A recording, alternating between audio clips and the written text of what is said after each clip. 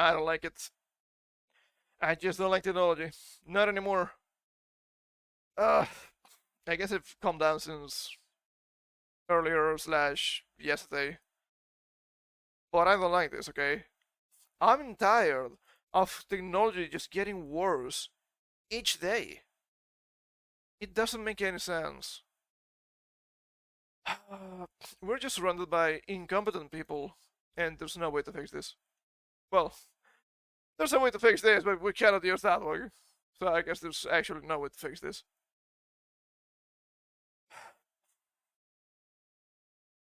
For some reason, they're changing Twitter more. Oh, it's actually X. It's actually ass. How about that? Oh, geez, they changed the people at the head of X. Sure, it's gonna get better. No.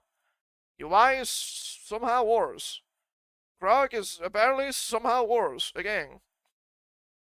And they changed how they show images in tweets. So you actually don't say them anymore. Wow. Wow, that is so good. What are you guys doing? How do you work something like that? That's been working, God, for more than 15 years. What is your problem, man? What is your problem? Why is this happening all the time? I just want these sites to be functional. I'm not asking a lot here. I'm asking too much. I know. I get it. It's too much for these people. There's no way to fix it. It's absolutely horrifying. Is it getting fixed? I have no idea. Oh, what about the X? The everything app? Yeah, everything is trash. Oh, it's the best news app. It shouldn't be. What you're telling me is the as news app. It's social media. It shouldn't be held to that standard. I still appreciate community notes, but still, it still should be better than whatever's happening right now. What about YouTube? What about YouTube? What about YouTube? I guess I can count myself lucky that today's wedding room was set up at the first time. Ooh, first attempt, baby. That's so good. Yesterday was downloading VODs. It was not even downloading properly. Ah, jeez, man, I don't know. I don't know if I can download this. What do you mean you don't know? What do you mean? It's downloading a video. How difficult can it be? It took me so long to actually get it to download properly. What an abject disaster, dude. It's so bad. Hey, what about Twitch? Do we need to actually talk about Twitch? Oh, have you seen that woman that keeps getting into accidents while streaming? She's now a Twitch ambassador, god damn it. Woman debuff, Asian debuff. Yeah. Revoke the license, please, before she actually kills somebody. It's just a matter of actual safety, I beg. Too much, man, too much, not like this. Then again, nothing is ever gonna happen because, you know, the ignorant chief and all that. So it's not really surprising. I want to say Twitch has been choking recently, but I say that every other week, so it's par for the course, baby. So nice. And what about everything else? Everything else just also absolute trash. I'm just sick of modern technology. Nothing works. Nothing really works. Not properly, at least. What am I supposed to do with this faulty technology? Well, you have to understand that websites barely work, programs barely work, the internet barely works. But it was not like this before. Things used to be better than this. Things used to work. Why are they not working anymore? Sheer incompetence from people. And I'm absolutely sick of this. Oh, but you have to understand, more people are using these platforms now. I know. That means everything should be better. But no, it isn't. It's actually worse. And you wanna know why? I can tell you why. Because these no-age normies we have to suffer on the internet, they don't know anything. And they will accept any kind of trash. It's thrown their way. Trust me, I've seen it for far too long. There's no way to fix this. What are we supposed to do again? I don't know. Just let us disappear into nothingness. It's horrible. It's absolutely horrible. Well, it doesn't work. It's fine. It will work eventually. It will not. Things are just getting worse. They always get worse. How is this possible? I could tell you why, but that would be kind of a spoiler, I guess. Surely everything will be better with AI. I don't think it can get much worse, at least. Maybe that's just me. Maybe I'm just biased and wrong. Okay, sure, whatever. Who cares? I just want things to be better, but it's not really happening. I guess you can also see that with video games. Not necessarily because video games keep getting worse. I know. What about ideological slant? Yeah, sure, that's one thing. Are all games actually getting worse actively? I've seen the thing of Minecraft increasing the minimum specs, which makes sense, but I don't understand why.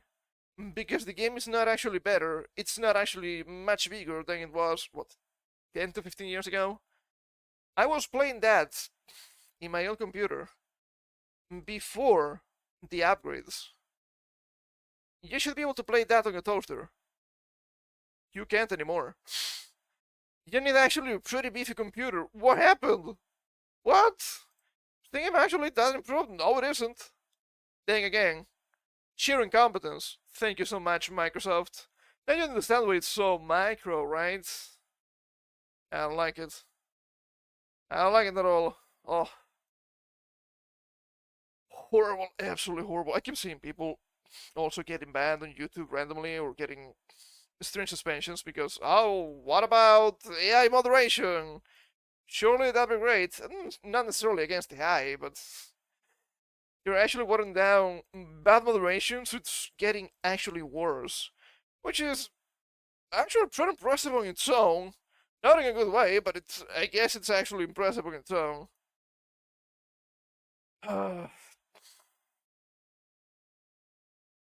I'm sick of this. I'm sick of humanity. It's time to reset. Press the button. Press the red button. Let's launch a nuclear war, maybe potentially. That could be good. That could be better than what we have. Maybe I'm asking too much. I guess that's fine. But I was being driven completely nuts. I don't understand how this technology keeps getting so insanely worse each passing day. But I know exactly why. And this mimics video games, in a sense. Everything is way too accessible now. You know what happens with that? Oh, now everybody can do things. Yes. That's actually bad. Not everybody should be able to do things. Because a lot of people are stupid and they don't know what they're doing. How do we know that? Because they keep making trash. Whoops. They don't understand what they should be doing. Yet here we are, having to deal with insanely incompetent individuals. Saying, oh, but I do have the skills to do this. You actually don't. You actually don't have the skills. You have been gaslit into believing that. You are a... how do you call this? I guess some people call them educated retards. I don't think that's necessarily wrong. But I think they're retards with a skill. I wouldn't call this education or anything like that. I know what they mean. I still disagree with it. I just means college. Yeah, it's not even college most of the time. I do think that high-end jobs also have a wisdom requirement. Right? This is just like Jurassic Park. You did not consider for a moment whether you should do it or not. So you actually went and did it. Congratulations. You played yourself. You didn't say it like that. I guess that is close enough, right? It's the same sentiment. You need to have the intelligence to actually do the job, but you also need some wisdom to understand what is happening with the job and why you're doing what you're doing. I guess in history, lack of wisdom is also very common. So, I also shouldn't be surprised. But I still don't like it. I still think it's bad. Is there any way to fix this? Well, who knows? Probably not. I would say it's even more jarring nowadays on the internet. Because we are surrounded by not just low wisdom people. It has to be low wisdom, low intelligence. In the negatives. It's not just low, it has to be negative. Because they keep treating internet and internet adjacent spaces as high trust. They had never been in high trust. And I guess this might be a black pill for some. It's becoming lower and lower trust by the day. I wonder why. I know why, but I'm not gonna tell you. If you're not smart enough to know. Maybe you shouldn't know. That might sound a little bit mean, but it's probably fine. This is hilariously wrong, coming from the likes of Twitter. Which I guess the first thing we're gonna talk about today.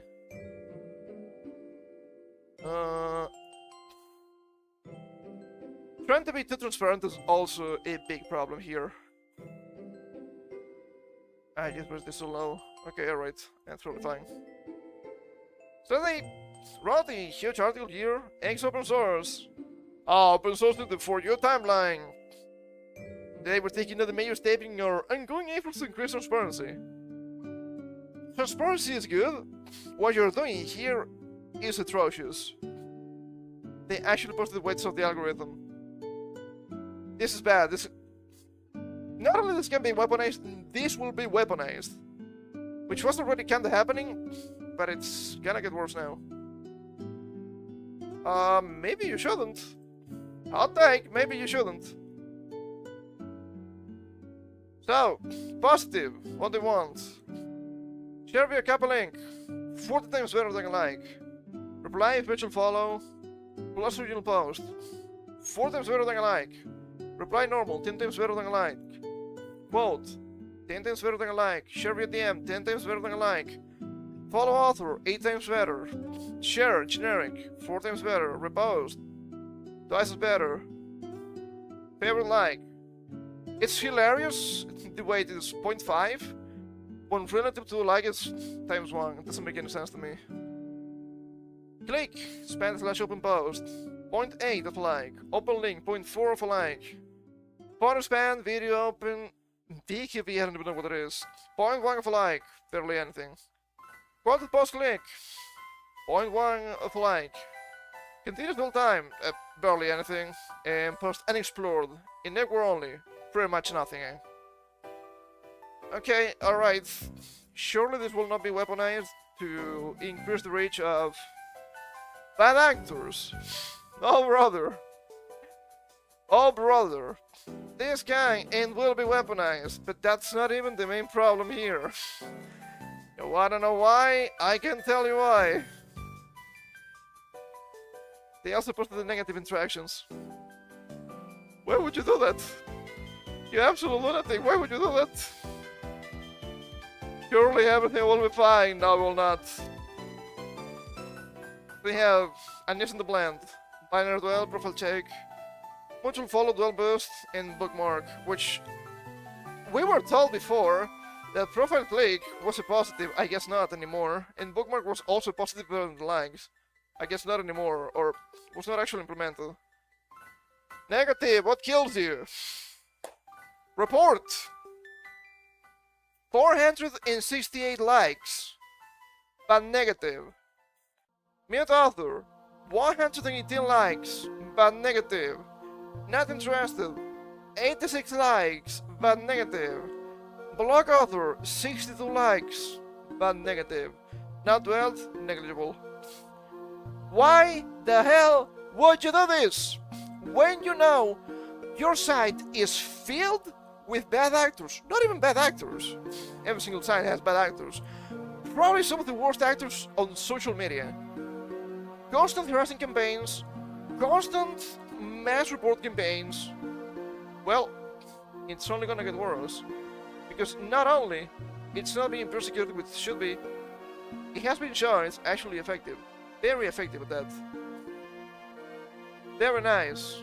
Very nice. Hate to be that guy, but so much for free speech, right? Ah, this page is still free. Well, if you can just play around it, I'm not so sure, man. I'm not so sure. I'm not quite sure what the replies are gonna say here. Autism Capital, I've seen this guy before. This needs to be changed. This game be bad actors to limit the reach of accounts they don't like. Literally what I just said. And this is known.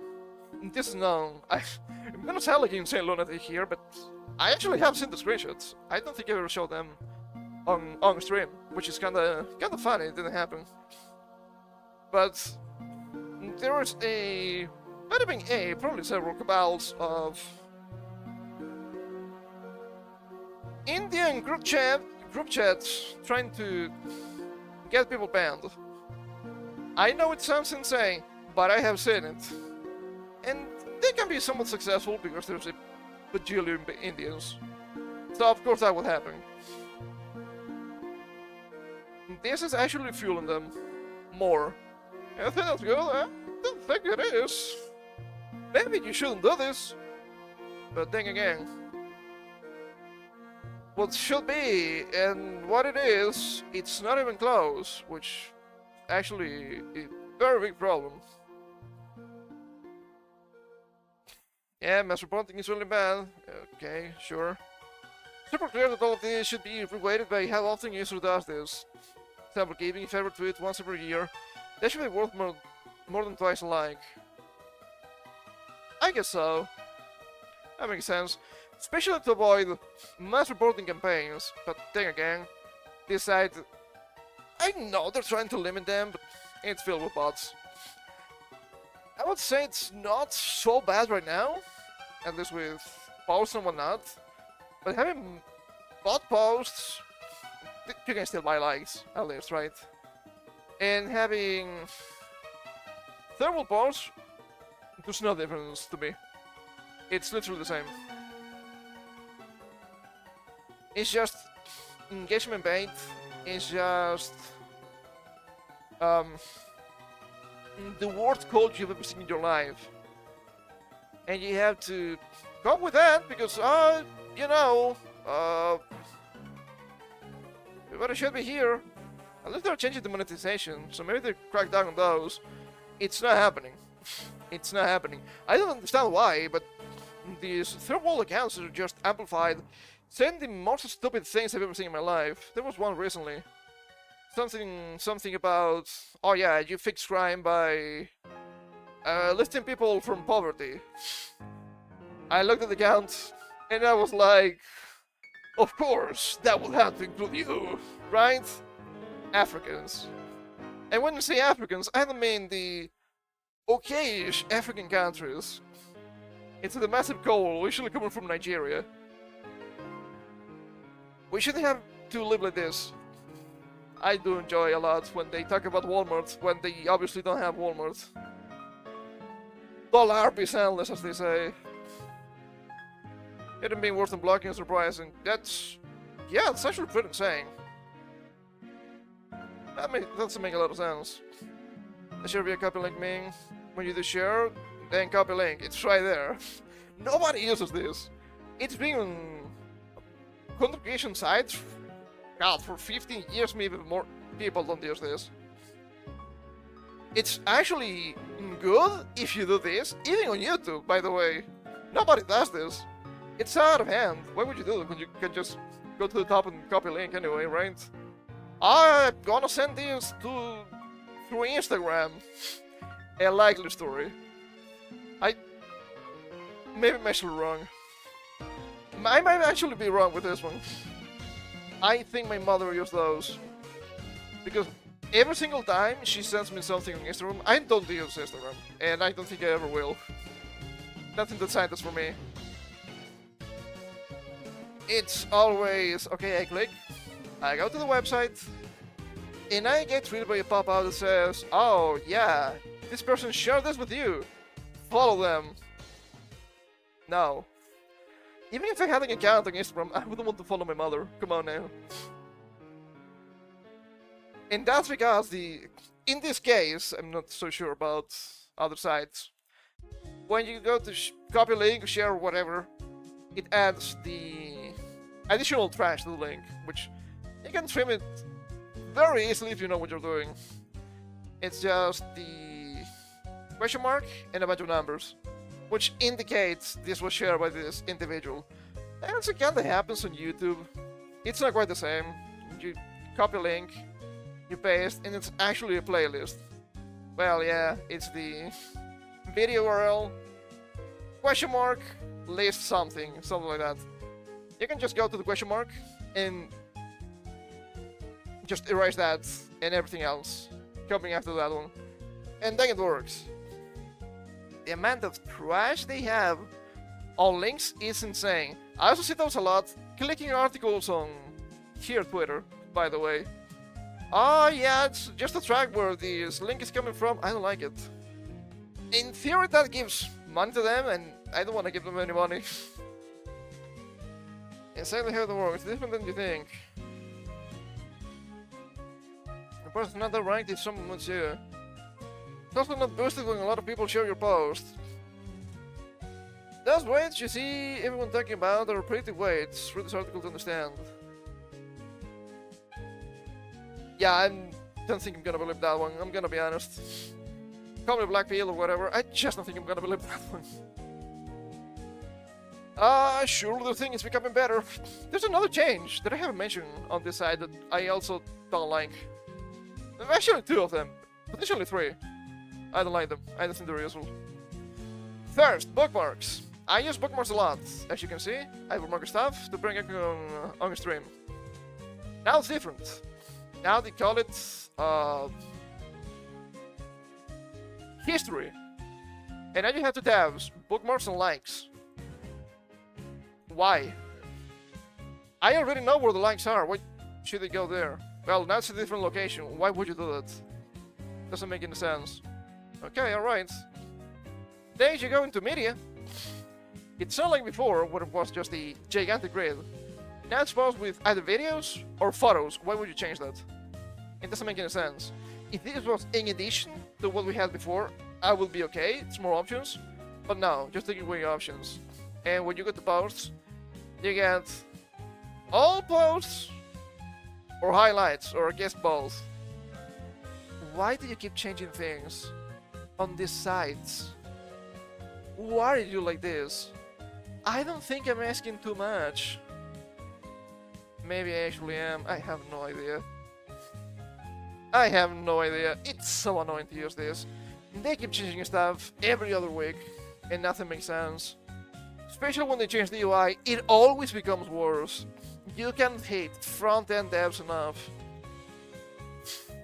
I did front-end before, not because I wanted, but out of necessity. I knew what I was doing, at least. Horrifying. Hey, what about Twitch? Twitch keeps choking. What about Twitch AI? A lot of people have been bitching about this. Well, now Twitch is gonna be training their AI. But it's not actually their AI, it's Amazon's AI. Okay, sure, what's the difference? It's not really a difference when you think about it. So of course, people are sharing their minds out with this. Twitch addresses backlash after streamers find AI is being trained with their content. You gotta stop this. You gotta stop this, I'm sorry. Twitch streamers have hit out at the stream platform after it was revealed that their streams, clips, and other videos will be used to train generative AI. Also chats. Over the last year, artificial intelligence has crept into everyday life. Yeah, I'm not the biggest fan of this necessarily. Some people use it to complete menial tasks at their job, while others even have AI in their fridge to tell them what they're running low on stuff. AI in the fridge? Absolutely not. Can it play Doom? However, plenty of people have also rallied against using it, especially as AI has threatened creative industries, including music and content creation. Nothing new. Now it's affecting the arts, I guess, so... Oh, but this shouldn't happen! Hey, pal, what about learn to code? You would get banned for saying that on Twitter back in the day. Did you know that? Didn't happen to me. On August 12, Twitch came under fire after it was revealed that the platform has seemingly allowed Amazon's artificial intelligence models to use content from streamers to train. Amazon owns Twitch, so the link for the platform is there. But the streamers have been taken back by their content being used. What the hell did you expect? What the hell did you expect? They could just have changed the TOS and not even give you an option. I still don't think the option actually works, but that's a different issue, I suppose. They should sponsor streamer content training Amazon AI. Rather than $7, you opt out of having your channel content. Use to train generative AI content models across Amazon. Teach support posted on August 12. But that didn't quell the fire all that much. On by default, I find it funny how right underneath it says, "Teach respect your privacy," streamer J Viper said. While Pirate Software offered the guide on how to turn it off. Just a couple of clicks, it's not that bad. I can expect this shit is on by default and you're making people actively opt out rather than vice versa. When many community members have constantly vocalized against these developments, a vtuber Shoto, of course they are the normies, making them opt out by default, another vtuber said. This shows you people don't know anything about technology. Because things being opt out by default, being on by default, has been a staple for decades. Even on the phone, there's a new phone stuff. Maybe you can just go over the data cap, and yeah, you have to pay more after the fact. It's on by default. You make a mistake, well, that's when you... Well, you see, it's on by default because this is very important for some people. If it's so important for them, shouldn't be on them to activate it? And dummy make you start talking about Discord with all of their trash on by default. And their trash is actually very dangerous. One thing that I have to mention here, I guess, for security's sake. If you happen to be in Discord or own a Discord apps, turn the shit off immediately. They have way too much power and they can be used through nefarious means into your server, even if your server doesn't have any kind of bots whatsoever. It's actually that bad. That shouldn't be allowed, but it is. I guess the feature shouldn't be allowed, period. Seems way too dangerous to me. But here we are. It's always on by default, and there's nothing you can do about it. That's why you always have to be reading the fine print. Always be careful with this shit. They had it here.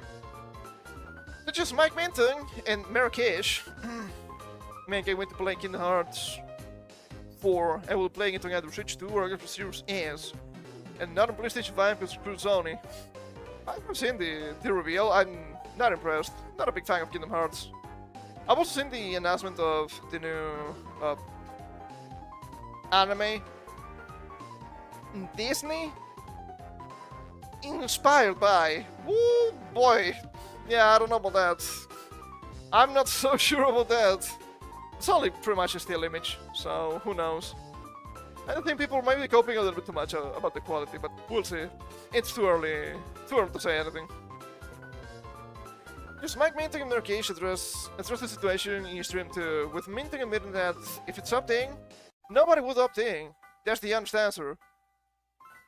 Do you think maybe your features are ass? Wow! That's a baseball! Yeah, this is not really surprising now, is it? Kish, to just head of community added, we don't expect you to be happy or excited about this. I don't expect anyone to react to this favorably. Just another opting out to prevent content being used in future training for the AI.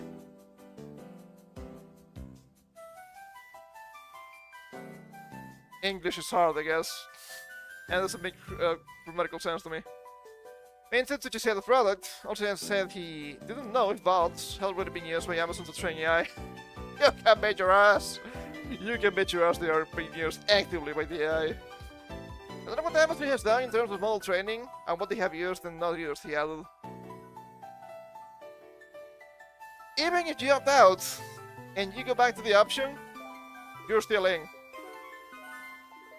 Isn't that kinda funny? Woo! I don't know, that's a little bit weird.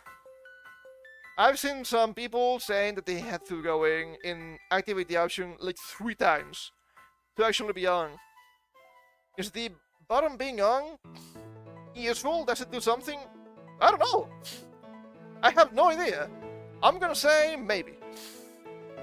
At best, maybe. And I had to give a caveat about this, because they're still lying. I don't really care about the AI, I did not opt out, I just don't care. My opinion is that they're gonna be using your content anyway. And the button's just an absolute cope. Black pilled? Maybe. I know these companies way too much. If you opt out of it, and you go out and channel somebody else's channel, let's say my channel, because I haven't opted out of it, they can use those chats to train the AI. It has to be both the person that's chatting and the channel. It's probably done on purpose so they can get the most amount of data to train their AI. Is the AI gonna be good? I don't think so. But I'd rather be trained on some of my shit than, I don't know, some other lunatic same thing on social media, that's for sure. Oh, why is the AI so bad? Have you seen the datasets? Yeah, maybe that's why. Not that I have the best datasets, but I guess they're also not the worst. Could be worse. It can always be worse. I guess in that regard, it can always be worse. I have to also mention, it can always get better to some extent. I found this article and I had thought it was hilarious.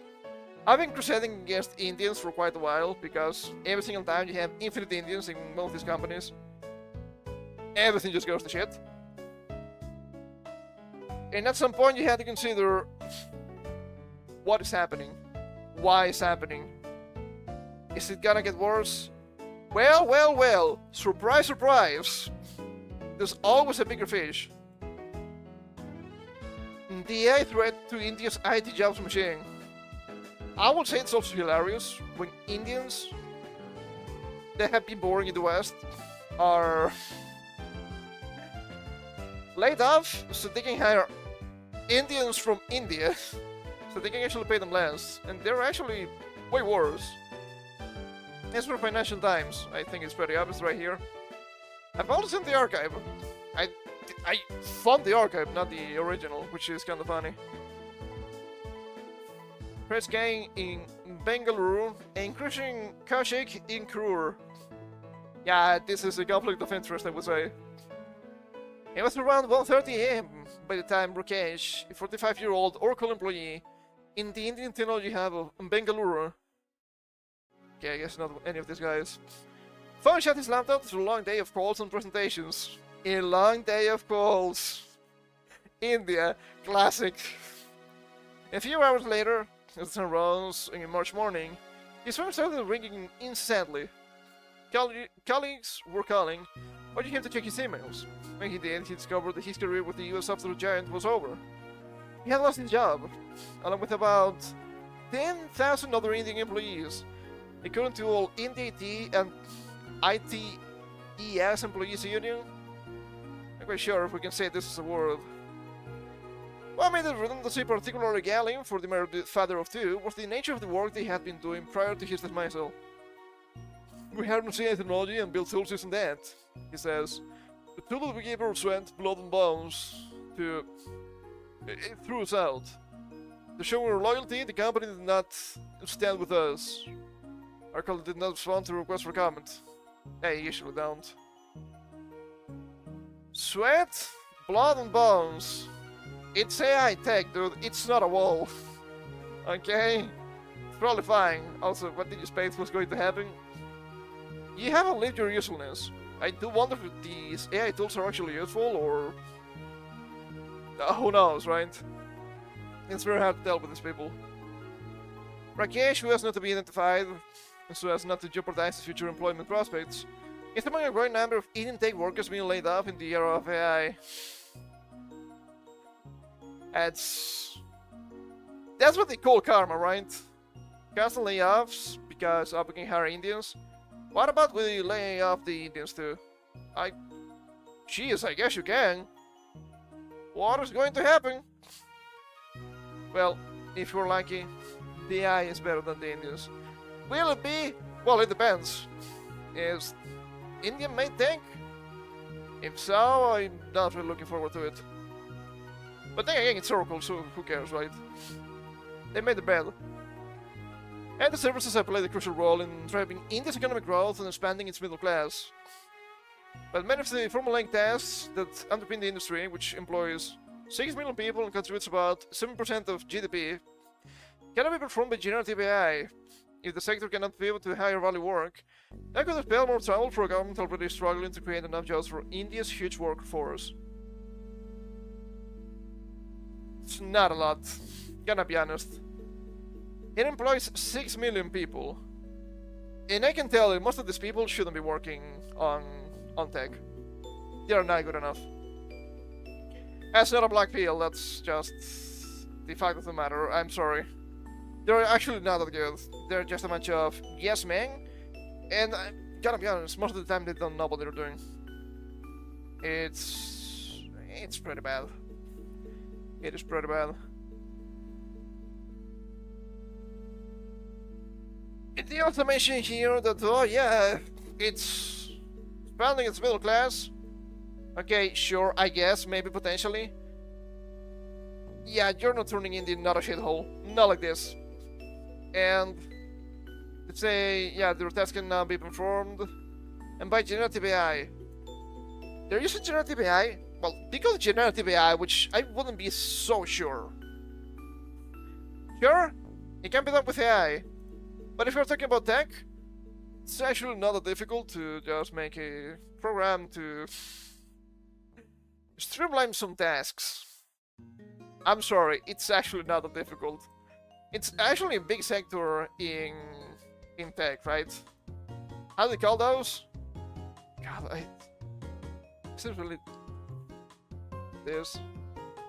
Yeah, well, kinda. I guess it has evolved. I haven't really done this in quite some time. ERP, I'm not talking about the role play, of course not. Enterprise resource planning.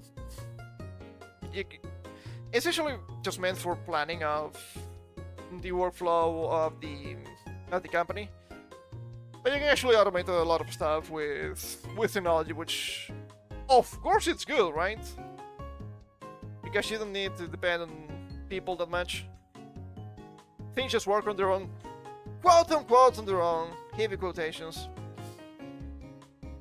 And definitely the biggest black pill. India's huge workforce. That's a problem, but that is an Indian problem, and we in the West are meant to fix this. Oh, you have to hire more Indians, why?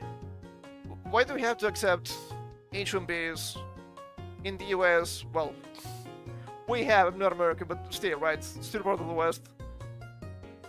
Just so they can work in 7-Eleven. Sure, it could be worse, but you're already having an employment problem in the US and in the West. You don't have to save India. If you have a huge workforce, that is a huge opportunity, but you're not seizing the opportunity, so I guess this is a massive skill issue on you.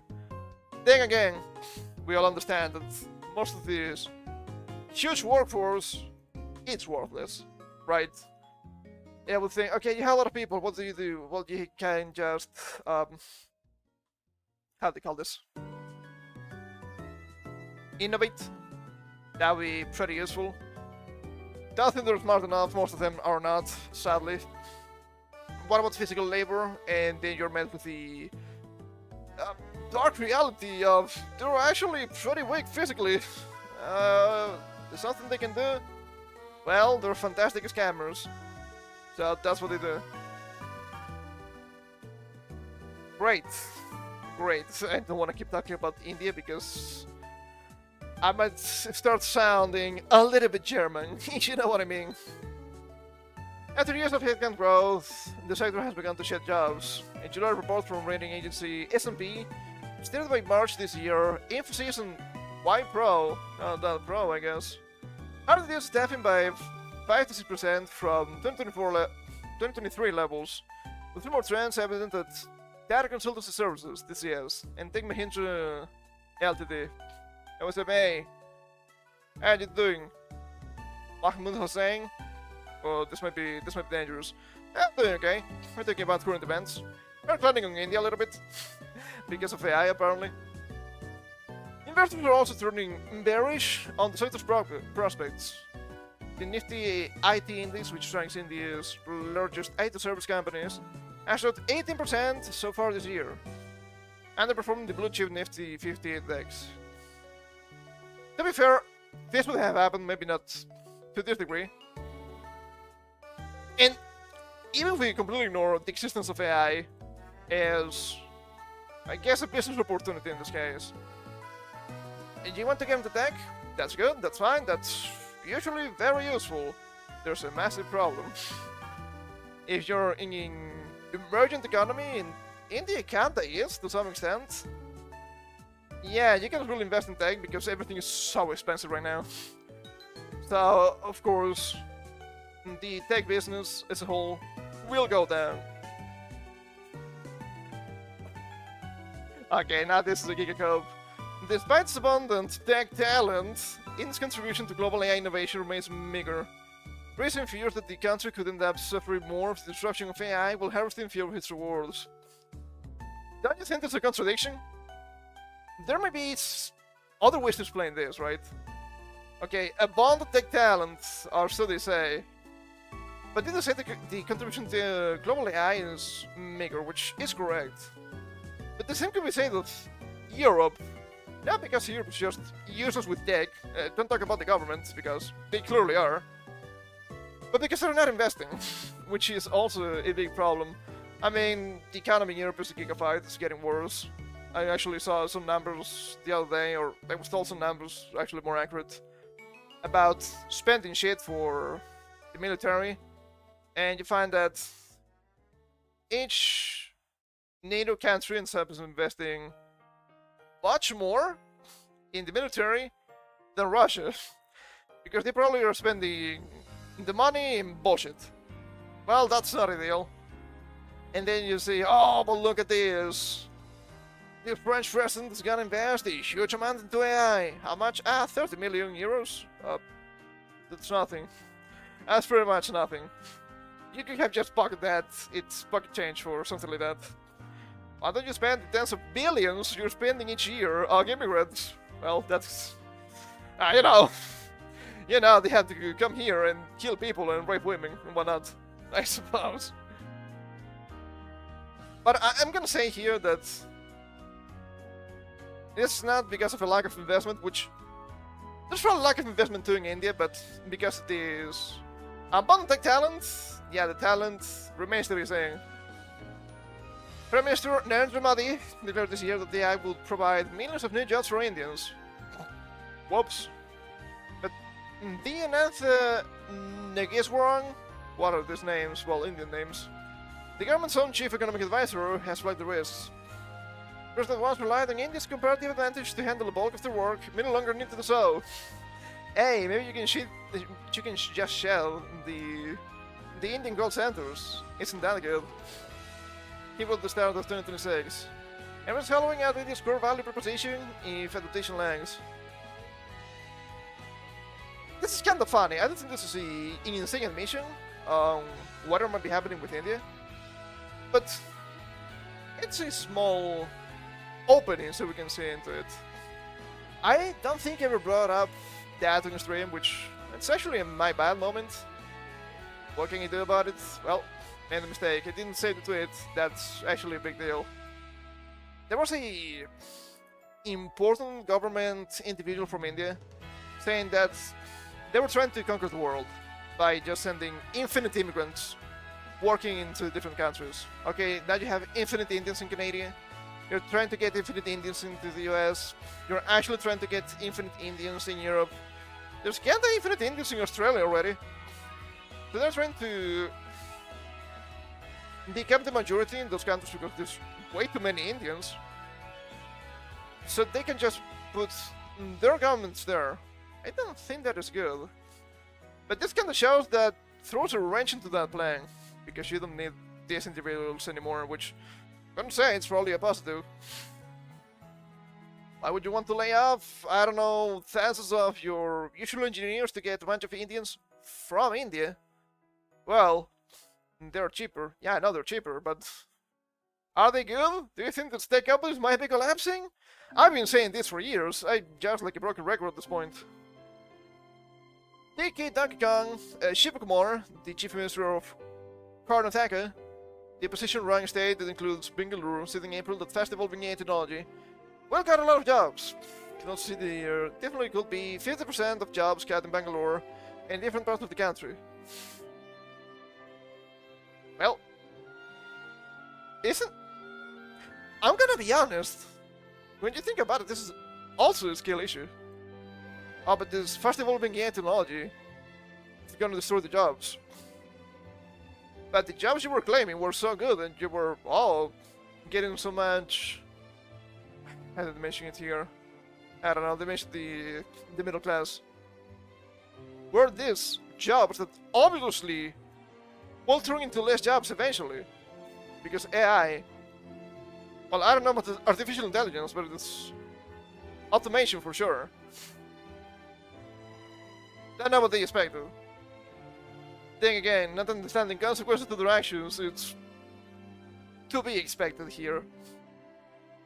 Frustration over a lack of jobs has really reached boiling points for many young Indians. In July, tens of thousands took to the streets in so-called cockroach fronters. They said it themselves, not me.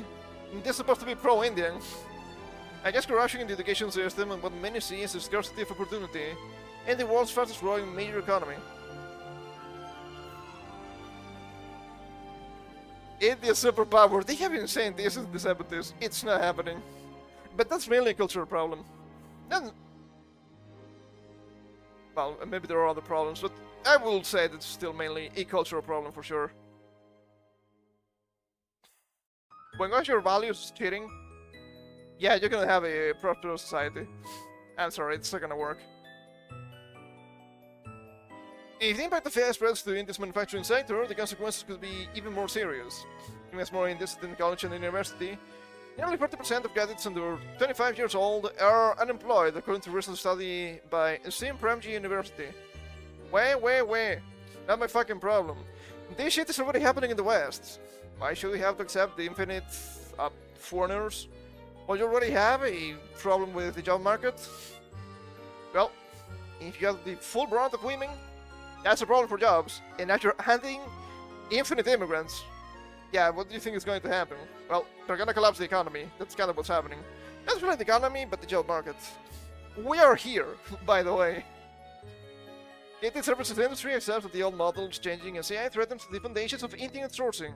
With the new age, says Rajesh Nambiar, of course, president of NASCOM. Well, you cannot say NASCOM without S. A lot of group that represents India's tech sector. You need as many people as you did before, thankfully. Indian tech is a double-edged sword. For more than 3 decades, India's IT services industry has been one of the country's defining success stories. Are people in the West retarded? Potentially. After economic liberalization in the 90s, software exports and back office outsourcing helped transform India into the world's tech support center. Yeah, I've seen. This is not good. Tech support center and they don't do anything useful. Why must we suffer like this? It's so bad, dude. It's not even fucking funny. I've seen horror stories even in the West. Oh yeah, now we have a bunch of Indians working at YouTube. We have a bunch of Indians working at Google.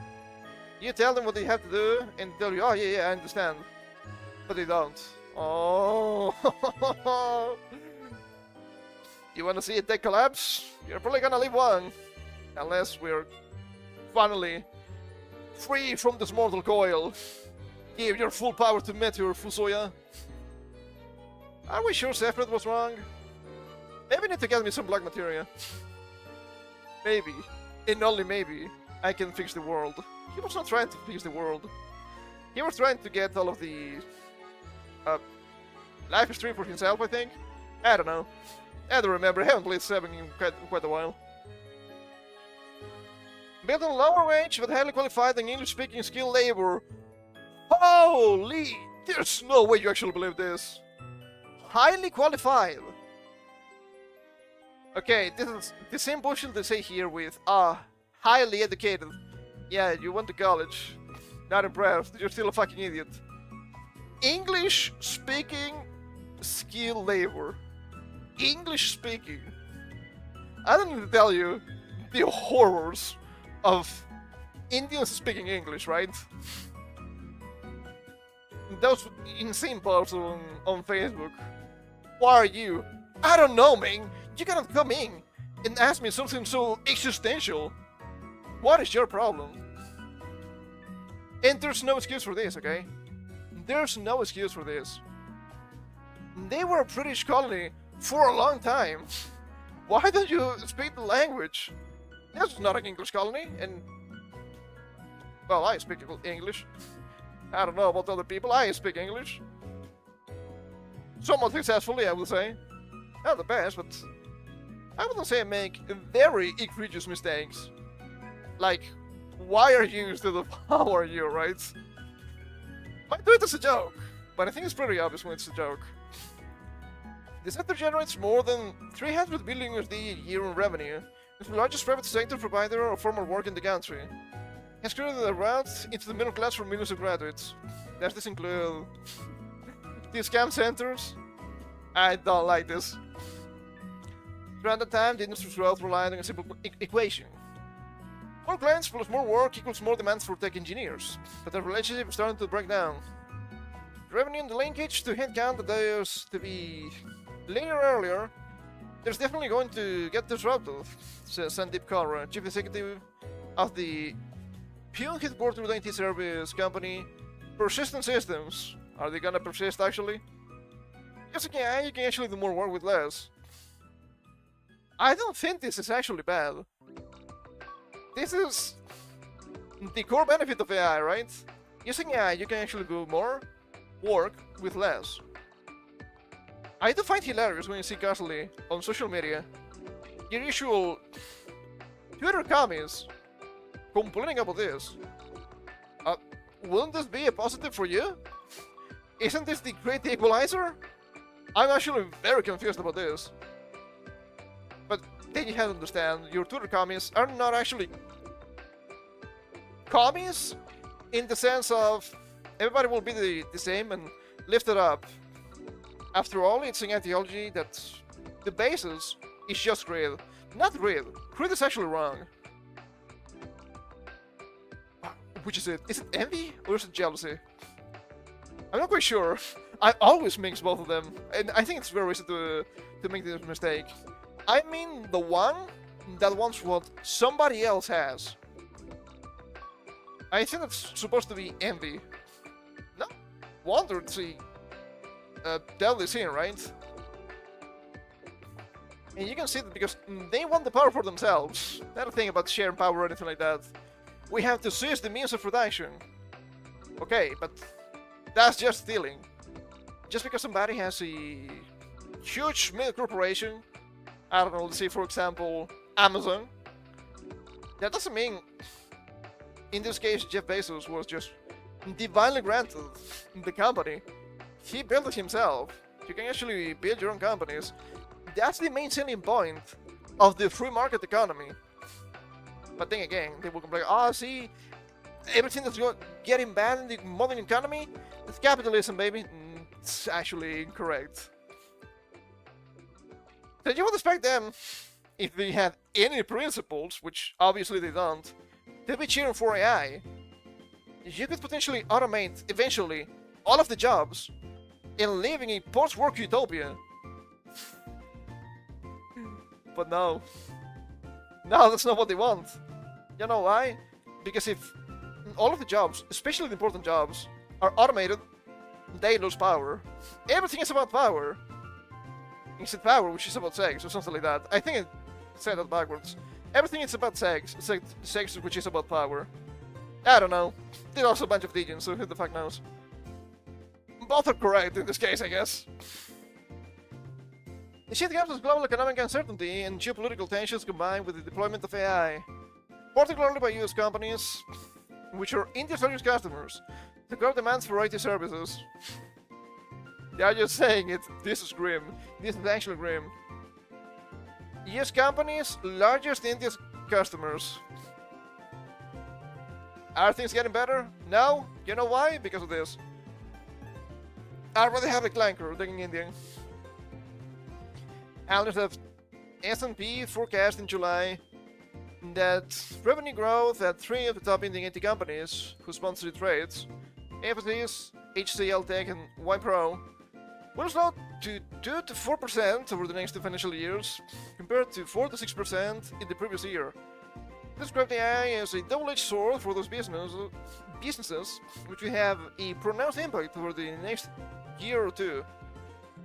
I mean, from 2 to 4, from 4 to 6 to 2 to 4, it's not a huge collapse. Sure, it's the obvious slowing growth, but I was expecting you to go into the negatives.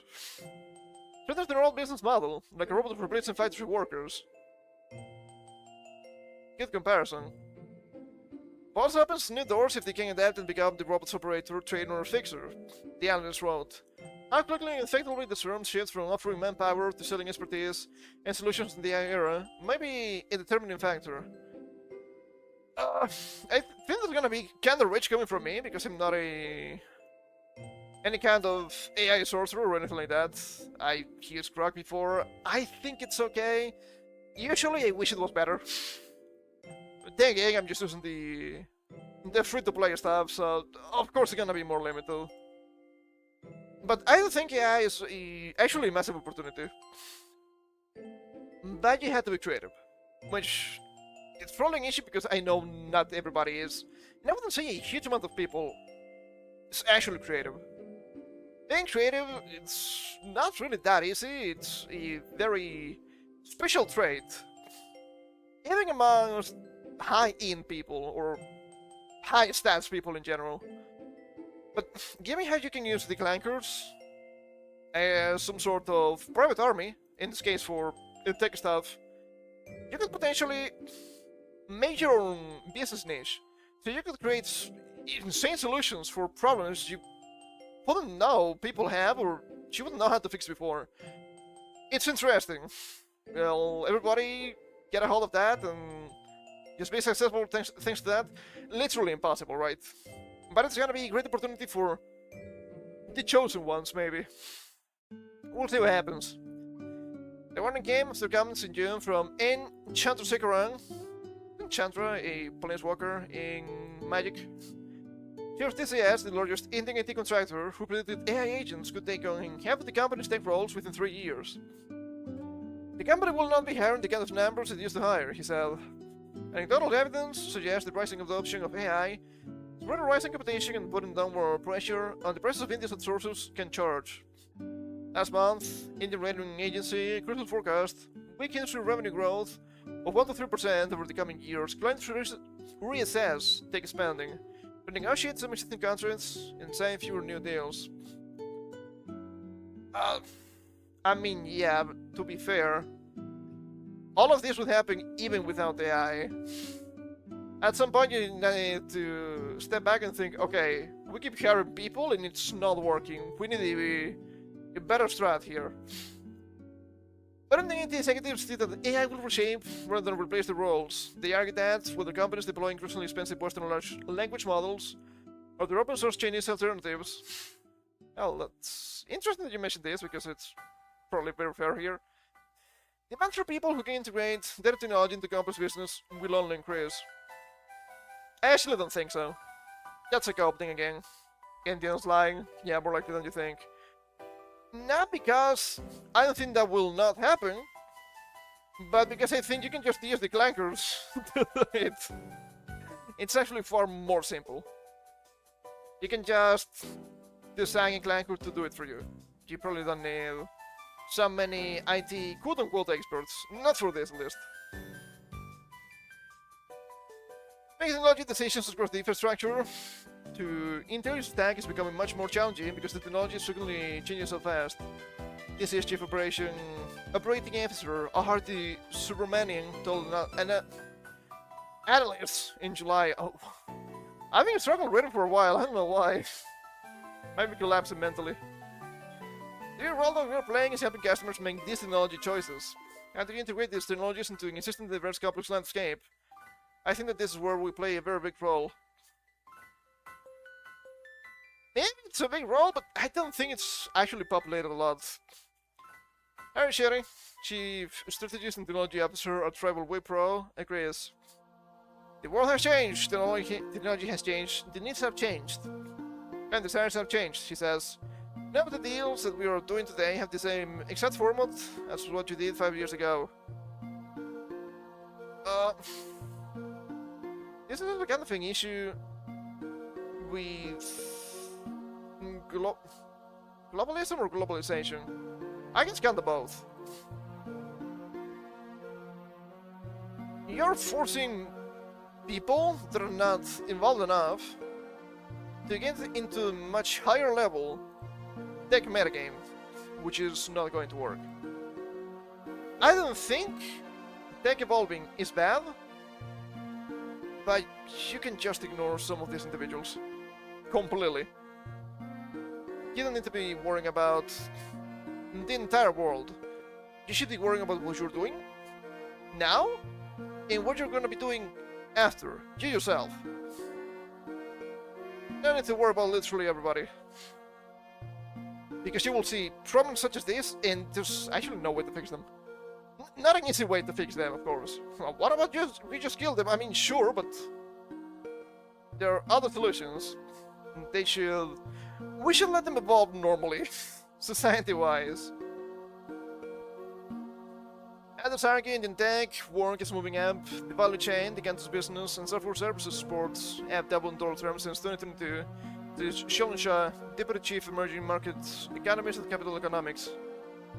Those figures may have been bolstered by multinational companies setting up in-house global capability centers in GCCs in India, handling engineering, product development, and research tasks, as well as back-office work. Capital Economics calculates the number of GCCs has expanded to about 2,000 and from 1,400 in 2020, and employing 1.9 million Indians. Their part of the traditional outsourcing model will get hit, with headcounts coming down, says Shah, and that GCC growth may mitigate that hiring impact. Obviously, it requires a level of reskilling or upskilling, but there's that avenue to then suck up some of that employment.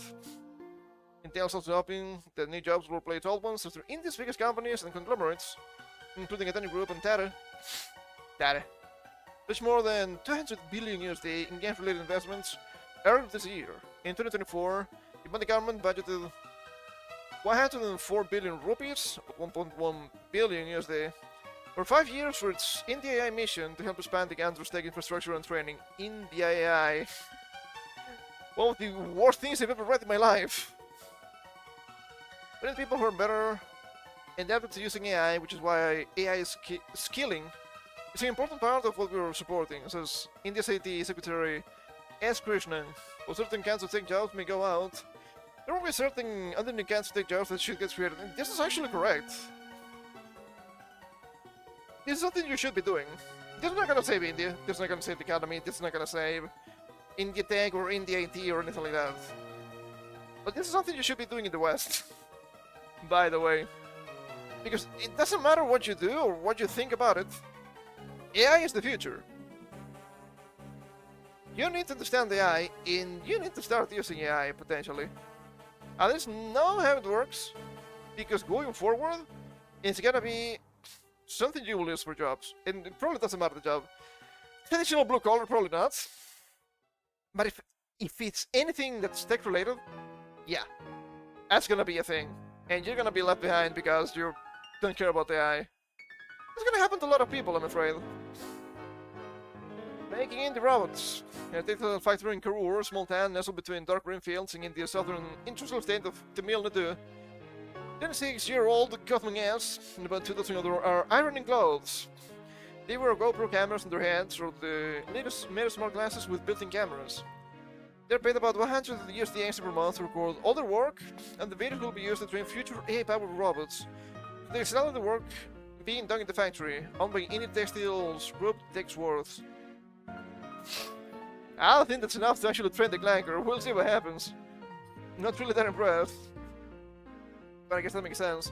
Also, they're actually paying you to train your replacement.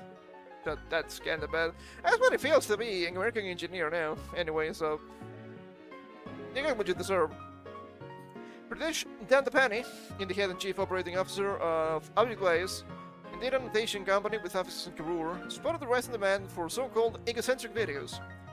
Face recorded from the perspective of human eyes to help train AI-powered robots. I'm gonna say that's probably a mistake. Somewhat of a mistake, maybe. Sure, I will always say, as I have always said, that yes, the main sense you use to interact with the environment is sight. But when you're working, I would say touch is as important. And you're not getting that feedback from the videos. Maybe it took a place for the clanker anyway. Who knows?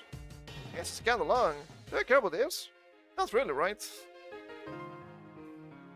But I guess we can jump to something else. I'm getting kinda bored of this article, I'm gonna be honest. I'm also getting kinda hot. I think I need to take off a layer. Give me a second, please.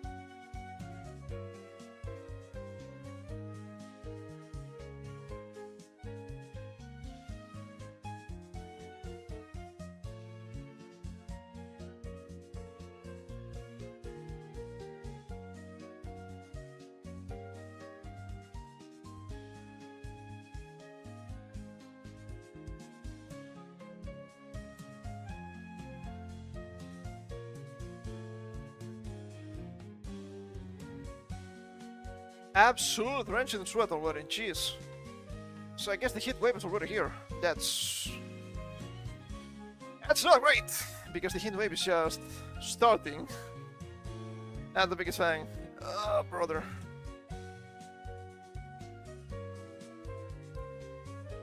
Not great, not great. Yes, it could be worse. God, exercise this next couple of days is gonna be highly dangerous, I believe. Okay, yeah, okay, I think we can jump from this. Yeah, they're wasting a lot of time with this article. I don't care anymore about this. Sure, whatever. They're taking their jabs. It was bound to happen. But there's a very strange segue here. I didn't know where to put this, so it's gonna be here. Best wishes to everyone celebrating Indian Independence Day across the Indian community in the UK and abroad. We also celebrate the incredible contributions of the British Indian community. Incredible contribution. Across the generations have contributed so much to enrich our country. This keeps happening, and I do think it's very strange. Oh yeah, happy Independence Day! Where the fuck are you in the UK? This happened the other day too, I think in Spain. I've seen some tweets about it. I'm about to say they were Colombians? Might have been another country, I'm not sure.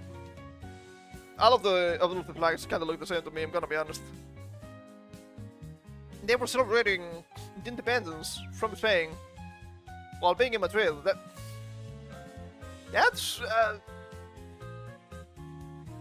counterproductive, I believe. If you're celebrating the independence, maybe you should go back. Maybe they should go back regardless. We want independence when the millions of Indians you imported against their wishes. As part of the Boris way, pretty. We haven't forgotten or forgiven you. Colonial administrator for the Russian Britain. My goodness. In the celebrating independence, the country they were liberated from. Ironic. For you, the liberating grace, your country was the most important day of your history. But for us, it was just this day. Kinda sick of that, okay? It's the same bullshit we've been seeing. I guess it's not happening so much anymore in the US. So many Mexicans, yeah, we like Mexico so much. Okay, why is this a problem if we're sending you back? That's racist! Is it now? I don't know, it's way worse with the Haitians, for sure. Ah, you're sending them to a shithole! But I was assured Haiti was just saving on Earth. How is that possible? If they didn't have double speak, they couldn't speak at all. More about the AI, I guess. We have this thing here from Games Raider. A Queen Powerful Dev, video game lawyer, says all her clients have anti-AI contracts because gamers hate it. It's a copyright landmine. I think we're going to see lawsuits. Don't touch it, it's not worth the legal liability. I don't think this is the be-all and all of AI stuff. I think it can actually be a copyright landmine, and I think that's fair warning. But if you have a generative AI and you train it on the company's assets, that should be fine, right? You should be able to easily create more assets on the same style without infringing on any copyright. That should be good. Are they doing this? I don't know. They probably should if they're not doing this. Excuse me. A little bit stuffy.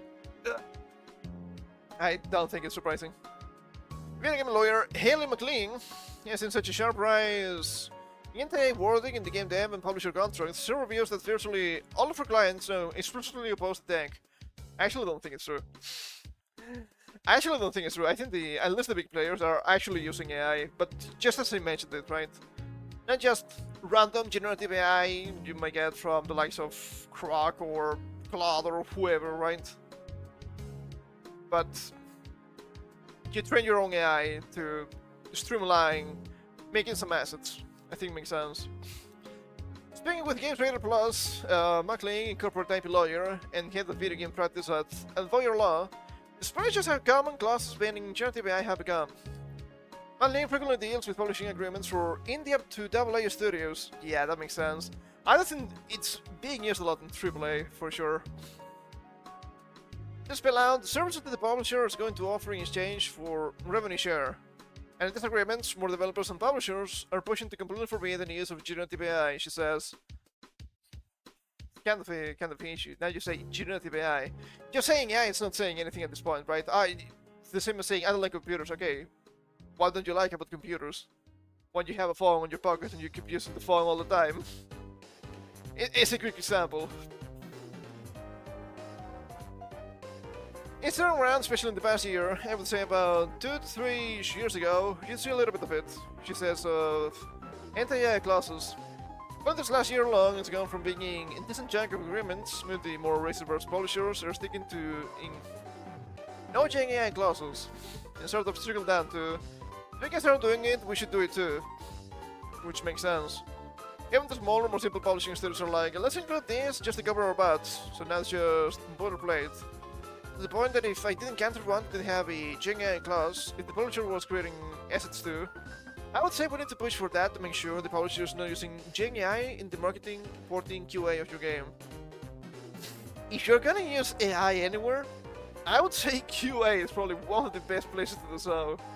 So you can have the test, and you can just automate the test with AI. That doesn't mean you can just leave the clanker to some devices, but you can just review what the clanker is doing, and it's probably gonna be faster. Here, AI is defined as AI used to actively generating assets, meaning passive use or encountered with something like Google's increasingly unavoidable AI-generated results will trigger an anti-AI clause, which, to be fair, I've seen the Google AI. When you search for stuff, it's a beautiful disaster. The only good thing we can say about it. But I can share the useful anonymized example of what a no AI clause may look like. He also read the AI clause in the contract for Andrew's Sloth, D&D fan set out by Among Us maker Andrew's Sloth. Redacted desires to avoid the use of generative AI systems in software whenever possible. Redactor shall not A. Use any generative AI technologies or tools in the creation of game product, and or B. Insert game product into any AI system libraries or databases without prior written consent from Redactor. In violation of this section, Redacted is material breach of this agreement. Legal stuff, I think it makes sense. Due to the broad legal landscape around Gen AI, modeling advices studios, don't touch it. It's not worth the legal liability that it brings to you. And there are several reasons for that, grounding existing case laws, as well as AI regulations and precedents that could come in the future and wreak havoc retroactively. Firstly, Gen AI use as a major business effect because of how anti-AI the general public is. Because the general public is a bunch of fucking idiots, I'm gonna be honest. Not because of Gen AI, because they're just cattle. They don't really know anything, really. They just don't. Yeah, they just don't. They're not kid themselves. We wish the normies were better, but they're not. That's the current situation we're in, and that's fine. But in this case, they're actually tampering with tech progress. There shouldn't be any kind of problem with Gen AI if you made it yourself. But that is still a problem. I still remember that artist that got harassed in social media. About years in generative AI. Yes, but the guy was feeding his own art to the clanker to create new art. How is that a problem? The guy consents, the company consents, the clanker consents. Have you forgotten asking somebody else? I'm kinda sick and tired of this court of public opinion, man.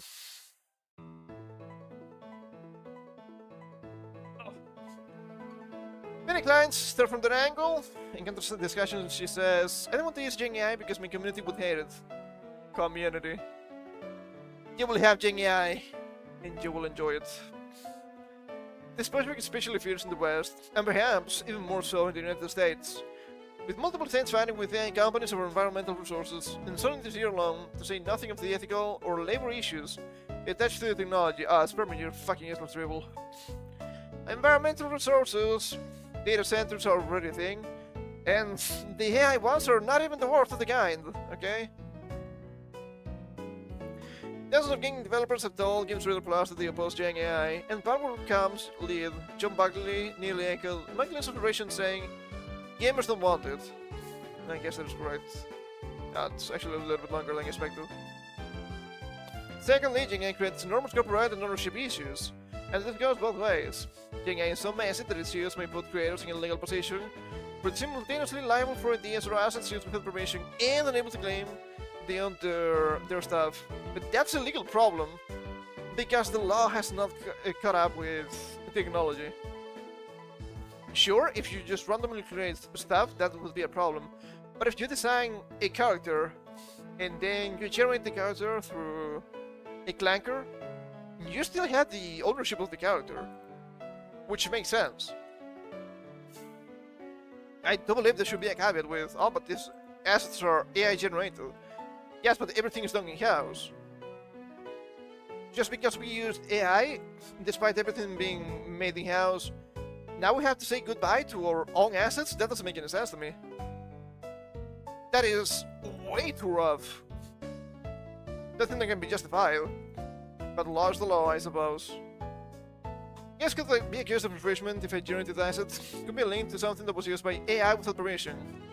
A typical example comes with the gacha game Neverness to Everness, whose developer, Hot Studio, admitted Gen AI use arrested and removed generated assets. It was clearly accused of copying a popular anime film promo, which had similarly been scrapped by the AI tool used almost shot for shot. If you have local AI, that would never happen, in theory. But what happens if you generate something, put it in your game, and then somebody copies you? You may have laid to stand on incurred McLean reasons. Sometimes I feel like I'm going crazy when you see these massive corporations, he says. I was watching the Unreal Engine 6 tutorials that are like, look at all this stuff we can use. What are the lawyers? I truly don't understand it. It feels like a lawyer hovering slightly over them because they'll say things like, look at this awesome tool. I can just type in barrel and the barrel appears, but I had to make sure to change it a little bit. Sort of implying that the users should be transforming every generated asset a bit, but they know their users aren't going to do that. Okay, if you misuse the technology, that's on you. I do think that changing the asset a little bit is probably correct, though. I don't know. I don't know. This seems like a pretty obviously anti-AI article. I understand where they're coming from, but I don't think they're all that correct. Only points to Tomb Raider, Legacy of Atlantis, which has been criticized for its AI use. If Legacy of Atlantis gets sloppy about it, and uses a bunch of assets that are not humanly transformed, In the original works of IP, she argues that anyone could claim that they can leave those assets from the game and repurpose them. That's the funny thing about this. You need to demonstrate they have not been changed by a human. I don't think you can. I don't know how that works, actually. But they might not be able to do so, so... Are you just gonna steal randomly? Some people will, for sure. For example, if a legacy of a land setting a door label and all the trees are AI generated, I legally would argue somebody could go and use every single tree in the Warcraft game that they know is AI generated and put in their game. And I think those devs can turn around and say, those are trees, she continues. No, they're not, because she didn't generate them. And legally speaking, you have no ownership title about them if you didn't put it in the sweat equity. They have an artist going and swipe the original first pass of the tree, throw into the original tree asset. But I think these major companies are always laying off, trying to get the bottom line, increase the value of the company. They're going to get gardeners when they can, and I think they're going to get a sloppy. And I think we're going to see lawsuits of those types in the coming years when they want their reputation. But they want to do everything faster and cheaper. This is very, very harsh about these companies. I understand once again where they're coming from, but they're not being charitable at all. Jeez. Always assuming the worst from the enemy and always assuming the best from you. That's a very bold strat, for sure. This illegal environment might clean records. More companies will spend so much time checking the output of AI to cover legal bases that it would be just cheaper and better to have humans make art in the first place. That's what the Copyright Act wants, she adds. It wants humans making art. Well, I'm not so sure about that. I think this is just to protect companies, but sure. You can go up a little bit, if you want. King A can sign copyright, it can transfer copyright, she stresses. But guess long the US and Canadians saying, time and time again, is that AI cannot own because it was not human-made. When that's frustrating middle with new tech where it's very funny, it's very flashy, everyone's excited. But I think the legal issues are going to just be popping up more and more. I'm not quite sure if this is actually correct. Right? Once again, I'm assuming some usage of AI that's very specific. It's your own AI, it's homegrown AI, and you feed the AI your copyright protected assets and your copyright protected ideas. Quote unquote copyright protected in some cases, right? But you didn't make it, but I made the AI, and I fed the AI. Why is this wrong? Why shouldn't I keep my the copyright for my assets? I used my AI and my assets to create new assets. How is this wrong? Or how is this against my copyright or my trademark, right? The lines to catch up to at least that specific case. I think that's very reasonable. Probably the most reasonable case use of AI, for sure. I might be asking too much for from some people. It's a different story, I suppose. Not great. Not great. All the Sentai stuff from the intellectual West, and then we'll wonder in 10 years how China got so far ahead of us, which is actually a pretty good point. You can now what the guy told you wrong, but this guy is right. China's not gonna worry about bullshit like copyright law, okay? Especially not the Western kind. And it's everything just for the tag, man. It's a bunch of dumb bots. My goodness.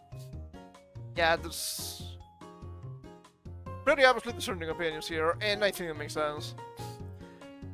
There was another AI thing here, but apparently it's a huge sham. It's not real. There again, you cannot write Daisy with a little bit of ass. A woman writing in Saber Games says she was fired and replaced with AI, and the CEO response is one of the most insane things I've ever heard. Again, it's a bit big, maybe. Update, August 13th, 2026. This week in video games requested the follow-up comment from Saber Interactive and received the following statement from Karch. Or Kark, I'm not quite sure. Still a who? To ask Cloud because I have never spoken to her or seen her.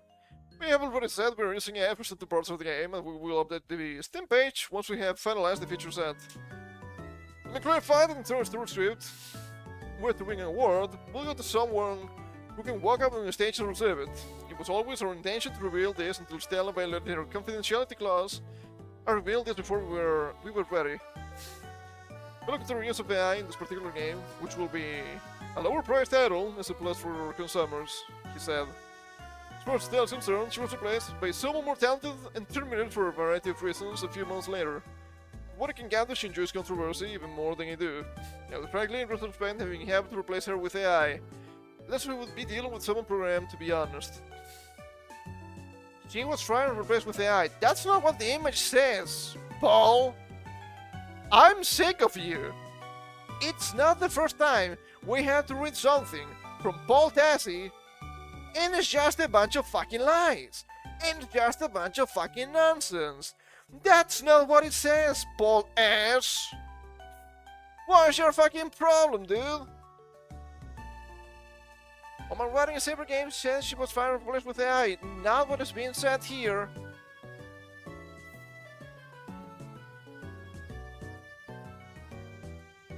But she's absolutely right, and Stella is a bullshit artist more than writer.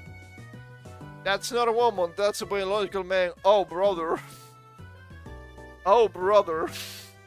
We're not ready for the segue yet. My goodness. Horrifying. And of course we have a guy here saying, black guy! Not a single word of this is true. No, woman was fired, the dude wasn't replaced by AI, and getting fired for yapping with confidential information and being a nuisance at work generally isn't remotely insane. Highly predictable, more like. Getting all this wrong on purpose, on the other hand, is wildly insane. I'm sick of these game journalists. They keep lying all the time. Sick of them. Fucking sick of them. We also have some sort of updates. Maybe on Stop Killing Games. Very nice. Legal expert says Stop Killing Games' aim is more complicated than people think. We're gonna get through this and they will see why this is just a massive fucking cope. Potentially not even real. Stop Killing Games' idea of having laws protecting gamers is complicated, according to one legal expert who believes there might be a mismatch of what people actually want. No, it's just consumer protection. It's actually not that insane. The Stop Killing Games movement launched in 2024, with the idea being that it could force some change in how developers treat games once they cease active development on it. Definitely players should have access to games they've bought, even if they've been sunsetted, which, how is this wrong? Should be a product, not just a service, as it used to be. Their petition managed to gain over 1 million signatures, but the European Commission ultimately declined to introduce the law that SKG requested. Because it's the European Commission, they're just a bunch of fucking gays. Other countries have jumped on board. SKG have joined a 457 million USD lawsuit against Sony, which makes sense. However, one legal expert believes there is a mismatch of what people want and what they think they'll achieve, with their goals being more complicated than they think. No, we're barely asking for accountability. If you don't give me what I want, I will collapse your industry. I'm not even joking. I will get more people to not buy your bullshit. You wanna see that? That's gonna be a magic trick.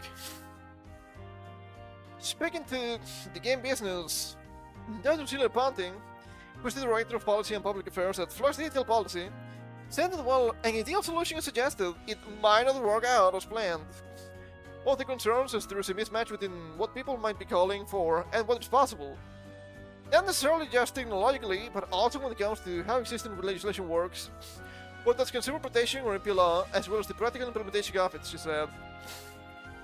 Not just technologically. I hope not. If fucking nerds can do this in a basement with a box of scraps, there's no excuse, okay? Also, you're mentioning how existing legislation works. That's what we are trying to change, you fucking idiot. I don't know how many times we have to say this. Oh, but the law says this. I know! And that's bad. We need to change it. Fuck, I hate legalists with a burning passion, dude. A lot of this is complicated, particularly when they're trying to apply a solution across a really diverse industry. and the types of game, not just genres, but whether multiplayer or single player or require lobbies, or the server architecture and the technology that lies behind that. That's a fucking cop, dude. These things could be done 25 years ago! Are you gonna tell me, oh, we lost the tech? I guess so. I guess so. She also stated that it's straightforward for players to take over some copyright and IP from developers and do it themselves. Nobody's asking that. Nobody's saying it is the consumers, or the customers in this case, that should have the copyright and IP from the developers. Does it still belong to the developers? Obviously so. We're just asking for single player options. Potentially some sort of multiplayer binaries if possible. Not an insane ask. We didn't have to ask for this before, because it was implemented by default. If I'm gonna be running a fun server of, I don't fucking know, World of Warcraft Classic, it is a fun server. And if people don't like it, it's fine.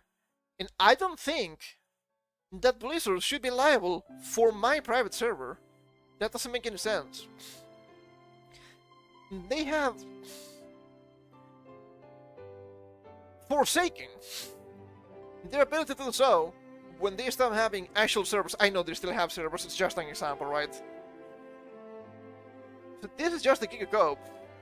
You're saying you're lamenting your lack of control about something you'd rather kill instead of actually give the opportunity to fans to play it still. Of course, to funnel players into newer products so they keep expanding, but as an argument is pretty poor. But in order, there's already a framework for dealing with these sorts of things, but added that the campaign has made people more aware of their rights when it comes to purchasing digital media. Both Rockstar Games and Sony have come under fire for the separate decisions on ditching physical discs. Grand Theft Auto fans want the physical disc version of GTA 6, but they won't get it. Some stores are refusing to sell the highly anticipated game for as long as Rockstar won't offer this version. Do you wanna see this collapse? I want to see this collapse! But this is a conflict of interest. Of course it is. Well, turns out the expert slight conflict of interest, being a subsidiary of a company that works for Sony and other ESA/VGE members, the publisher lobby. Thanks to Got1 for doing the research. Well, would you look at that? Isn't that kinda funny? Hey, it's right there, it's the woman. Well, what do we do? Bullshit. Sorry for the clown emoji, main controversy, passive aggressive.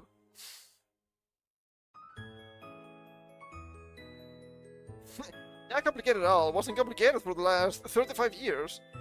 Just wait when January 1st, 2020 arrives, all of our EU consumer/custom reputation units will see Sony, and they have three options: physical, open the PSN shop, or PB till it's either first or second.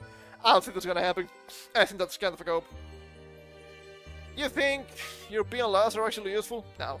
No, they're not. I'm sorry to say this, but they're really not. It's better for you to understand this. I thought that was pretty funny. What do they have here? Oh brother. Oh brother. Speaking of conflicts of interest. Oh brother. That was very disappointing, but I guess it was bound to happen. Decade-old True Mall shuts down after the lead developer faces serious allegations. How fucking difficult it is to not be a fucking pedophile, dude. It's hilariously wrong. God damn it. Australia's biggest fan malls just shut down for good, and the real reason is in the brown anti-being assumed. Calamity, I guess a pretty apt name, has spent a decade transforming Troy's endgame with new bosses, classes, encounters so vastly rivaled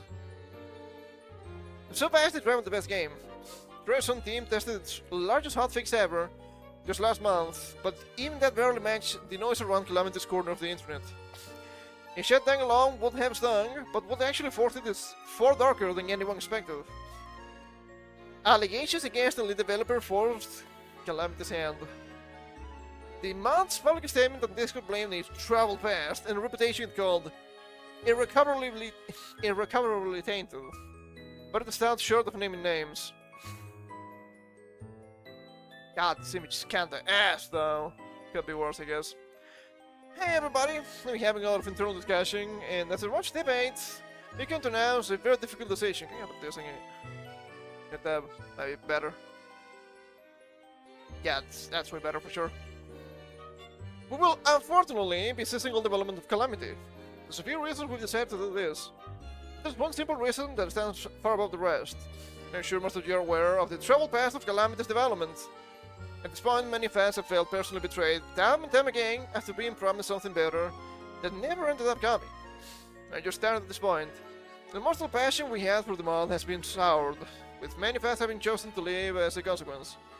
Most of us want to simply move on and would be far happier working on our own projects and won't be tied to something with what we feel is an irrecoverably tainted reputation.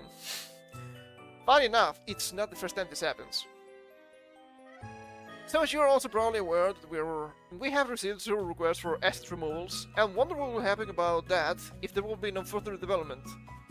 It sucks, but the answer is that the lack of anybody to work on the mod, combined with the staggering amount of these we've received since, makes removing and replacing every single one functionally impossible. Guessing development is frankly the closest thing we can do to fulfilling everybody's requests. Absolutely do not harass anybody who has requested their assets be removed from the mod, which be insane to do that, right? This is only a small part of the issues we're facing, and it's not the fault of a single one of them that this is happening. All of them have valid reasons to want this, and we wish we could reasonably take the time to follow through with this request before throwing in the towel. In terms of where things will go past this, due to legal concerns, no re-uploads for forks of Calamity can be made and uploaded. For the sake of clarity, this means that things such as fables, add-ons, and such are fine. First that, though, we don't really know.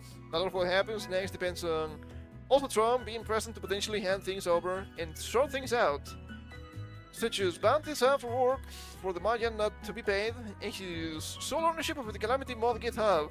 Oh brother, that's a spicy one. As of now, he has not responded to anything in the development server recently, and we're hoping to get back in contact soon to resolve all of this. However, given the current state of things, we don't know if he'll even bother. Probably not. Probably bigger problems. However, there's one thing that is certain despite all of this.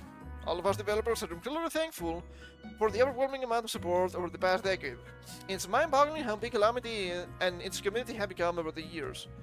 And so many fans have loved working on it, even up until these final days, in spite of everything. This journey has been long, bumpy, rough, and chaotic, yet still been wonderful despite that.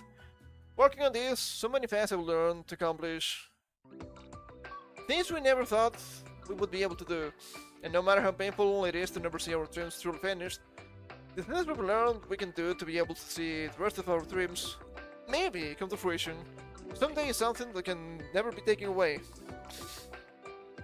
So, to all of you who have been with us, new or old players, for all into Calamity casually, and for those who have had it be a defining part of their lives, thank you for helping make our dreams come true. We need to watch the video. It's 15 minutes, a bit too long for me. According to Reddit's investigation posting on August 8th, current lead developer Ross Strong faced accusations of endangered minors on Discord, along with claims he tried to bury the issue once it surfaced inside the team. God fucking damn it! It's always the fucking same. Always with the fucking grooming on Discord. I'm sick of this fucking bullshit, dude. It keeps happening. Time and time and time again. Is it really that difficult not to fuck with the kids? You would think so.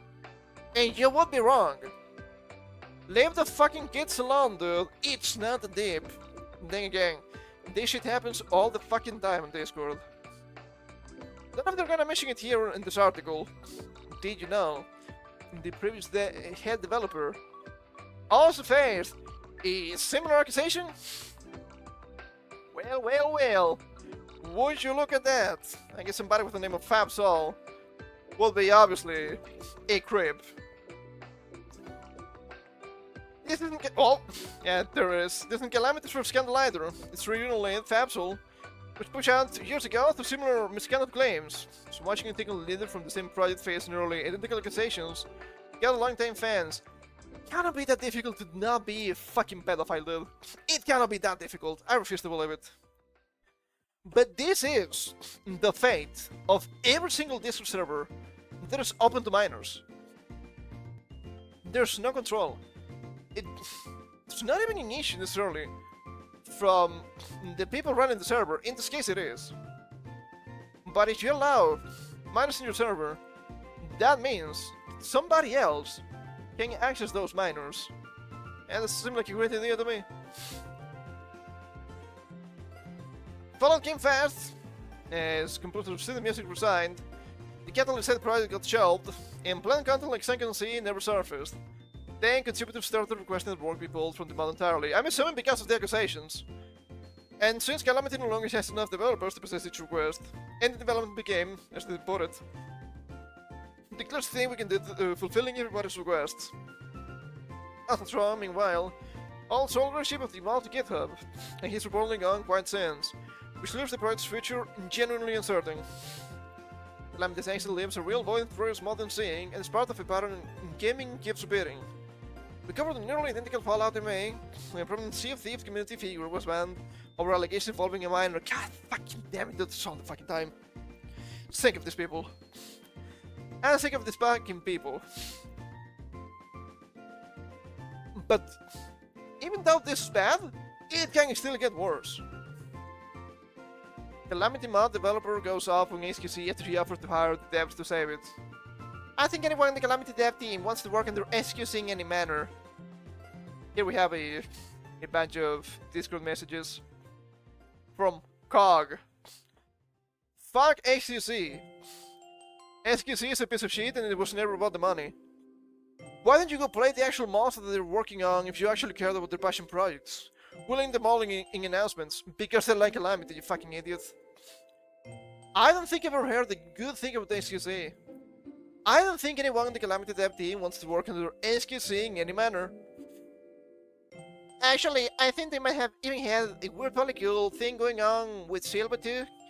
I don't know, I didn't frequent the Lord chat much. For an incredibly LGBTQ mod, can you imagine the people supporting SQC buying the mod? They're a bunch of his chat fans, they have no idea what Calamity even is.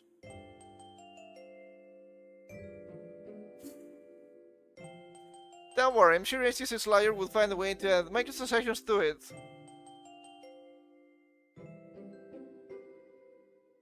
My brother in Christ, what the fuck are you saying?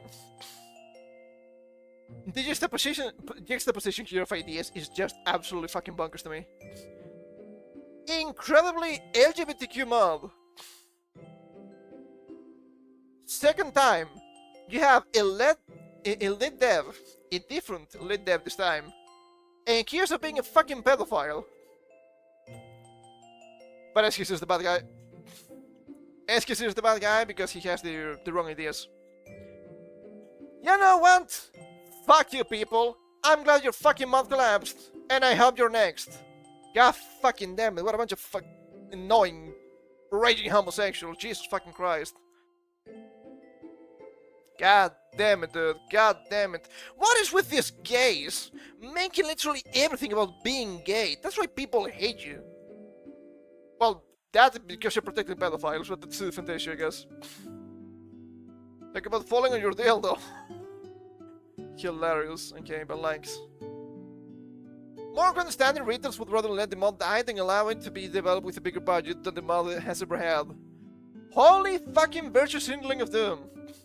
I didn't watch XCC and I know this soy boys overacting. Yes. And when the project fell, the devs seemed great to work with. They only work with rumors because it doesn't fit for them.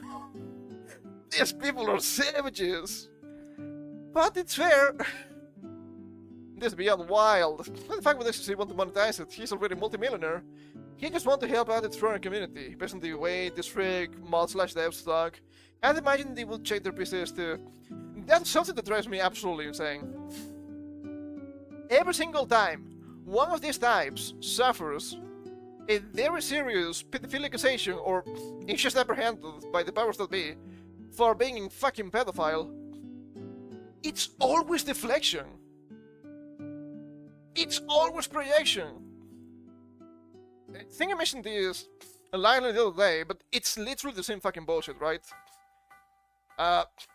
Some sort of a pedophile got apprehended by the cops, and the friends, instead of denouncing the pedophile, hey, maybe pedophilia is bad, maybe this guy did something wrong, they never said that. They never said, hey, this is bad. Hey, yeah, sure, we all agree, pedophilia bad. No, they said, oh, we aren't actually friends. Do you know who the bad guy is? Shiver Reviews. Shiver Reviews is actually the bad guy because the guy enjoys lolly. Are you fucking kidding me? If you cannot even say something as insanely milk toast, it's not even milk toast. It doesn't have any fucking flavor. It's less flavorful than water than to say, hey, pedophilia bad. Hey, grooming bad? Do I have to assume you're also a groomer and a pedophile? Jesus fucking Christ, you're not leaving me much of an alternative here. And this is the same fucking bullshit. Ah, yeah, we have very serious grooming allegations here, but you know who the bad guy is? This guy. I'm not a big fan of XQC or anything like that, but holy fuck, the guy was trying to make the mod survive despite this turmoil. And instead of asking accountability of a fucking pedophile, you go on, but XQC has the wrong politics. What is the core of your politics? Being a groomer? Being a pedophile? I know people have been saying that for a long time, and I thought it was hyperbolic. I guess not anymore. God fucking damn it, dude. This is actually absolutely criminal. There's no other way to say this. Holy shit, dude. Absolutely fucking disgusting. My goodness. Never denouncing their side. And nobody was saying all of them are groomers. Nobody was saying all of them were pedophiles. Not in this case. Not in the other guy's case. I don't know who that was. I just saw some post on Twitter. Nobody's saying all you people are the same. No. People are saying, hey, can't you at least say what this guy did was wrong? But they don't. They don't.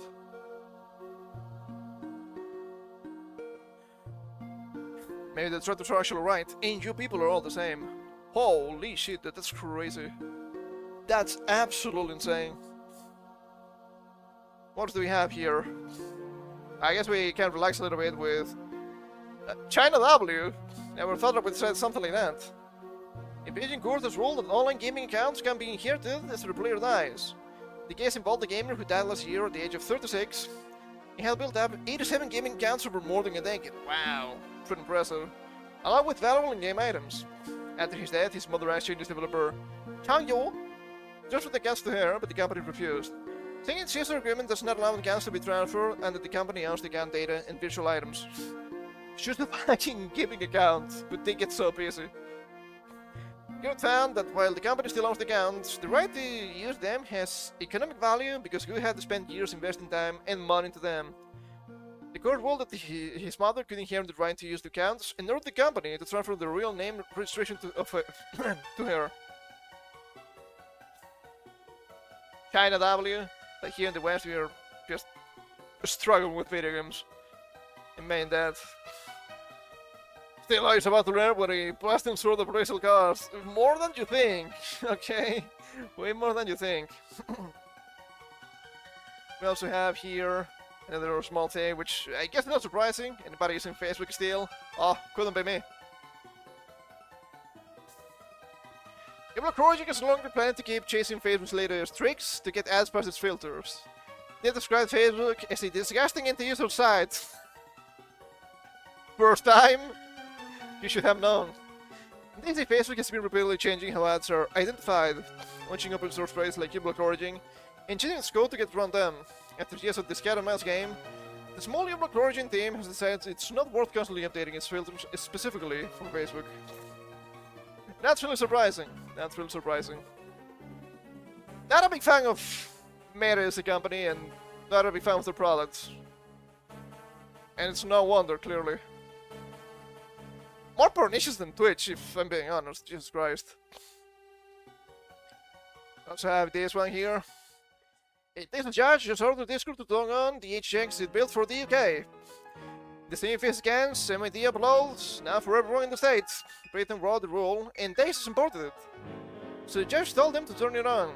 Texas will have to show a face scan or government ID to access legal speech. But I was told Texas was based and cool. What about now? What about fucking now? This law is just the start of the government requiring all of us to ID ourselves to use the internet. The law needs to be repealed in the next legislative session. Tell the parents what science to kids access to the government. End all age verification laws. I say this. The problem is, parents are a bunch of fucking retards. So there's not much you can do about this.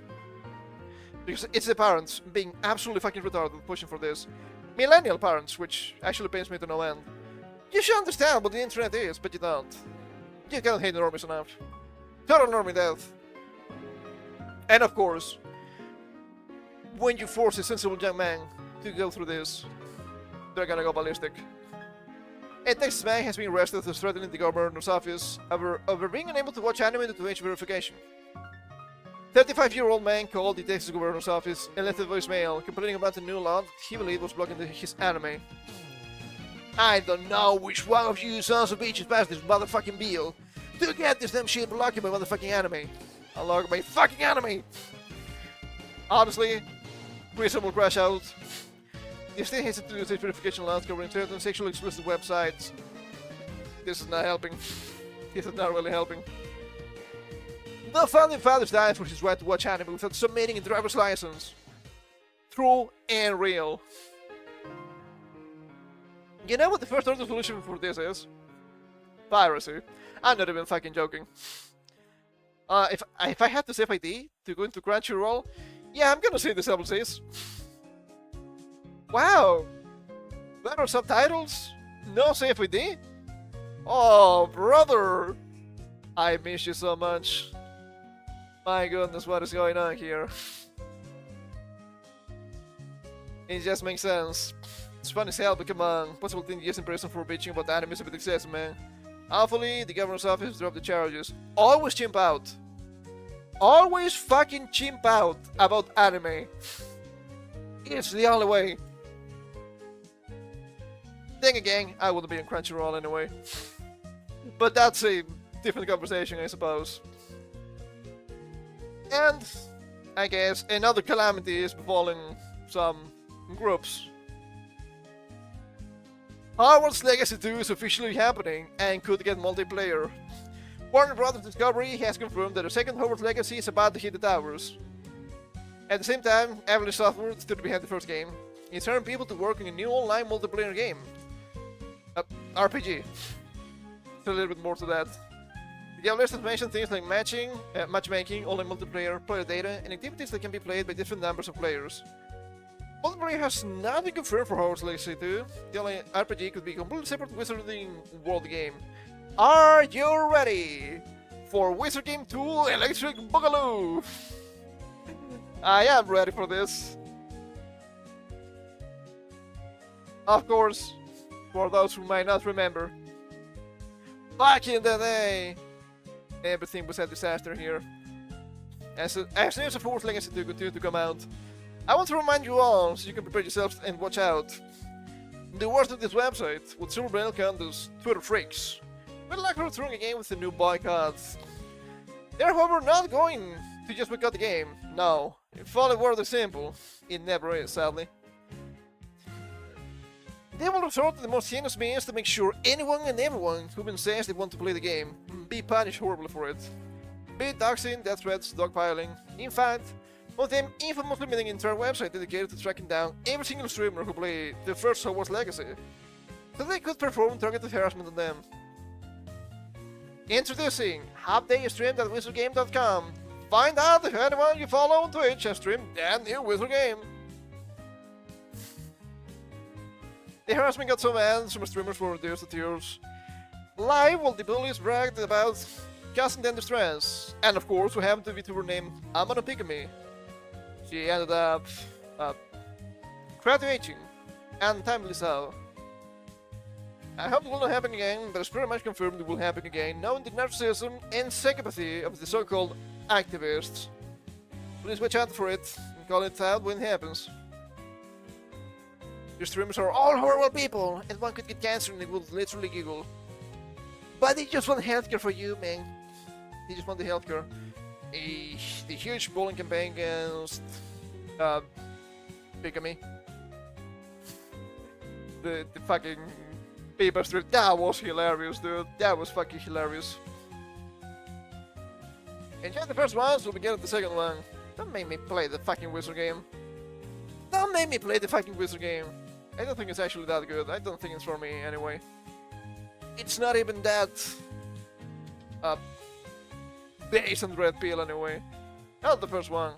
Actually not that big into the wizard games. Of course, though I think this is somewhat unrelated, but it's hilarious. Yeah, in the videos such as this.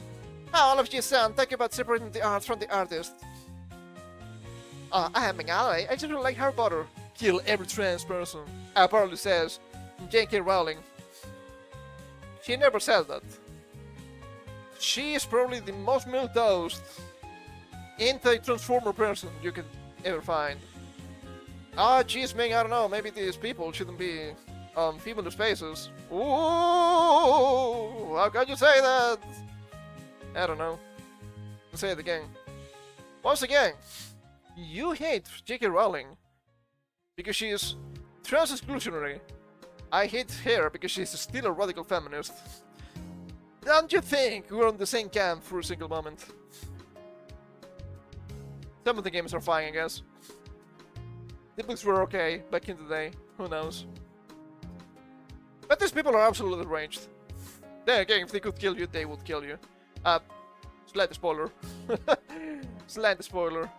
So I guess speaking of Transformer meltdowns, it only makes sense to mention it here. President Trump says Medicaid will no longer fund gender decision surgeries or hormone treatments for minors. But I was told this was not happening. How curious. Oh, of course it was happening. If they always bitch about how you, but you don't have to ban this is not happening. Why would you ban this? They're probably covering something. If it's not happening, it doesn't matter that you're gonna ban it, right? Because at the end of the day, it wasn't happening, you're just banning it for protection. You will see some meltdowns with this, for sure. Oh, this is just literally genocide. And thought it wasn't easy. There was a guy that was pretty funny. Might not be here. Likes, maybe. Just the for minors part, it's cleaner. I don't think taxpayer money should be spent on this. This is not a right. This is a freedom. You're free to do this, as long as you're old enough and you have the money to spend. I don't think it's useful, and I don't think it should be allowed.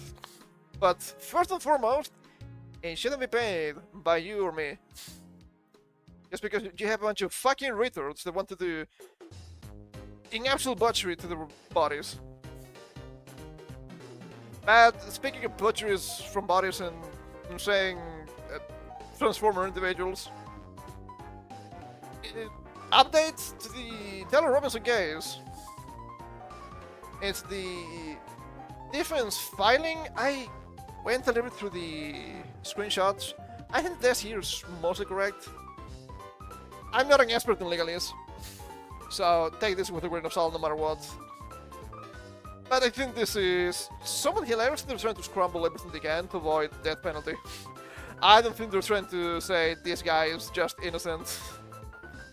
Ranking. Taylor Robinson's defense filing is out, submitted by his attorneys on August 11th, 2026, following the preliminary hearing, and their filing is absolutely ludicrous. And providing the entire filing in the thread with my summary. Taylor Robinson's defense essentially argued that yes, Charlie Kirk was deliberately targeted, yes, one shot was fired directly at him, And yes, Robinson allegedly admitted, I had the opportunity to take out Charlie Kirk and took it. But somehow the state is reaching too far with the additional charges and aggravating factors, which is insane. Because every single argument here only makes sense in a vacuum. Kind of makes sense as compounding factors from the defense. The argument against the great risk of death aggravators is most absurdly simple. Robinson fired one shot. He intended to hit Charlie, he hit Charlie. Nobody else was hit. Therefore, according to the defense, he did not knowingly create a great risk of death to anyone else. Never mind that this happened in the crowded public event. Never mind that he was allegedly firing a high-powered rifle from a rooftop toward an airfield with people. The defense argues that because the bullet traveled downward, he didn't hit the target and did not strike anyone else. Prosecutors cannot establish the required risk to another person merely because people were nearby. And this is insane. I've read the screenshots provided, and they literally say, oh, but the bullet did not ricochet, so everything is fine. We're not talking about what happened. We're talking about the risks. The bullet could probably ricochet and get somebody else. It's not the first time it happens. Also, the guy had more bullets available. So who knows? Who knows what could happen? Given the significance of the shooting targets recovered from Robinson's apartment, and their argument, the state supposedly cannot establish when those targets were shot, what firearm was used, or whether Robinson personally fired every shot. They similarly dismissed the screwdriver found on the roof, arguing that its existence doesn't prove Robinson took the rifle apart or reassemble it. I don't think the targets are that important, unless the targets are of Charlie Kirk. Aside from that, I mean, don't you have a Second Amendment? It's probably one of the most inane things they found. Then we get to windows tampering. Robinson told Lance Twiggs, the boyfriend, to ask for a lawyer and stay silent if police question him. The state charged Robinson with windows tampering based on the allegation that he was attempting to induce his roommate to withhold information. The defense says absolutely not. According to them, Robinson was merely giving Twiggs perfectly innocent constitutional advice. I mean, on a technicality, I guess, but we all know why this was happening. The position is that because Robinson also allegedly said he intended to turn himself in, he told Twiggs to be polite to police.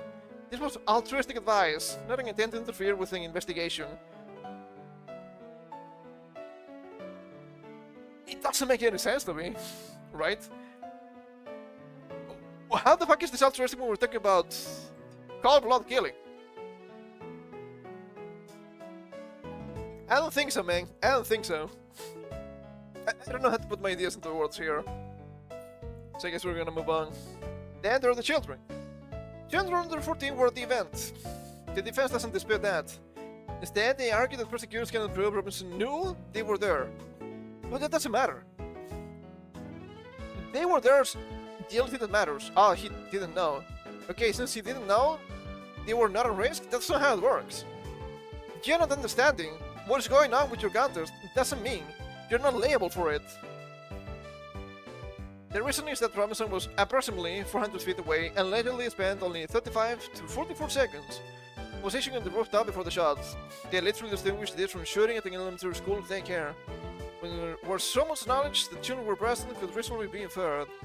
Because this happened on a college campus, they say the Senate can establish that Robinson knew children were in that crowd. It doesn't matter. I don't think intentionality matters in this case. Just because you could have killed kids, I think it's bad enough. He didn't know, yeah, okay. That doesn't change the fact. That doesn't change the fact.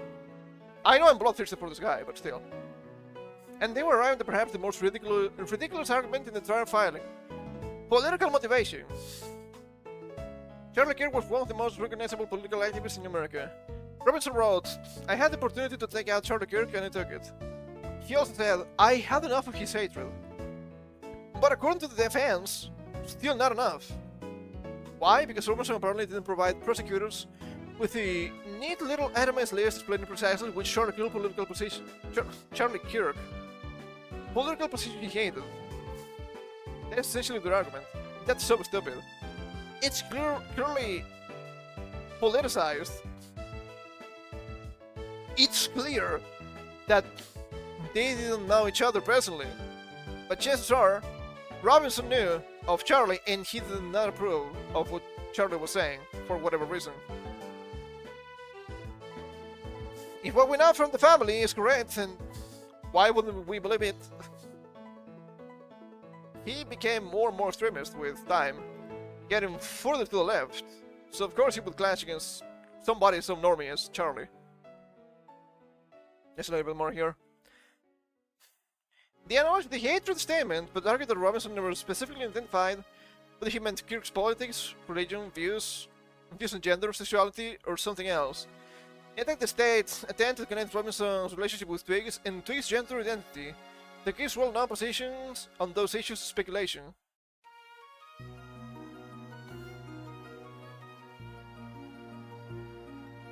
But it doesn't matter. Even if you cannot pinpoint if it's the politics, religion, or not, it doesn't matter. It was political, obviously so. Even if you cannot say exactly which policy he was advocating for, it's obviously political. I hate lawyers. And here's what makes this entire filing so bizarre. The defense repeatedly relies on the argument that Charlie Kirk was specifically and intentionally targeted whenever the fact helps Robinson, while simultaneously demanding extraordinary specificity when that same targeting could support an aggravating factor. When arguing against grave risk to others, Charlie wasn't the target. When arguing against political targeting, well, you can prove exactly why Charlie wasn't the target. When arguing about the children, you can prove he knew they were there, which, in my opinion, doesn't matter. When arguing about witness tampering, he wasn't telling Deuce to withhold information, he was just giving him friendly constitutional advice. That's the strategy. This filing does not read like a defense claiming Charlie Kirk was accidentally shot, quite the opposite.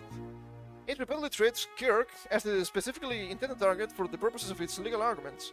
The defense is trying to surgically remove the additional charges and creating circumstances by demanding that prosecutors independently prove every required element, instead of allowing the circumstances surrounding the assassination to fill in those gaps. That's their job as defense attorneys, that people should understand exactly what they're arguing. One carefully aimed shot at Charlie, prove nobody else was knowingly endangered. Children in the crowd, prove he knew they were children.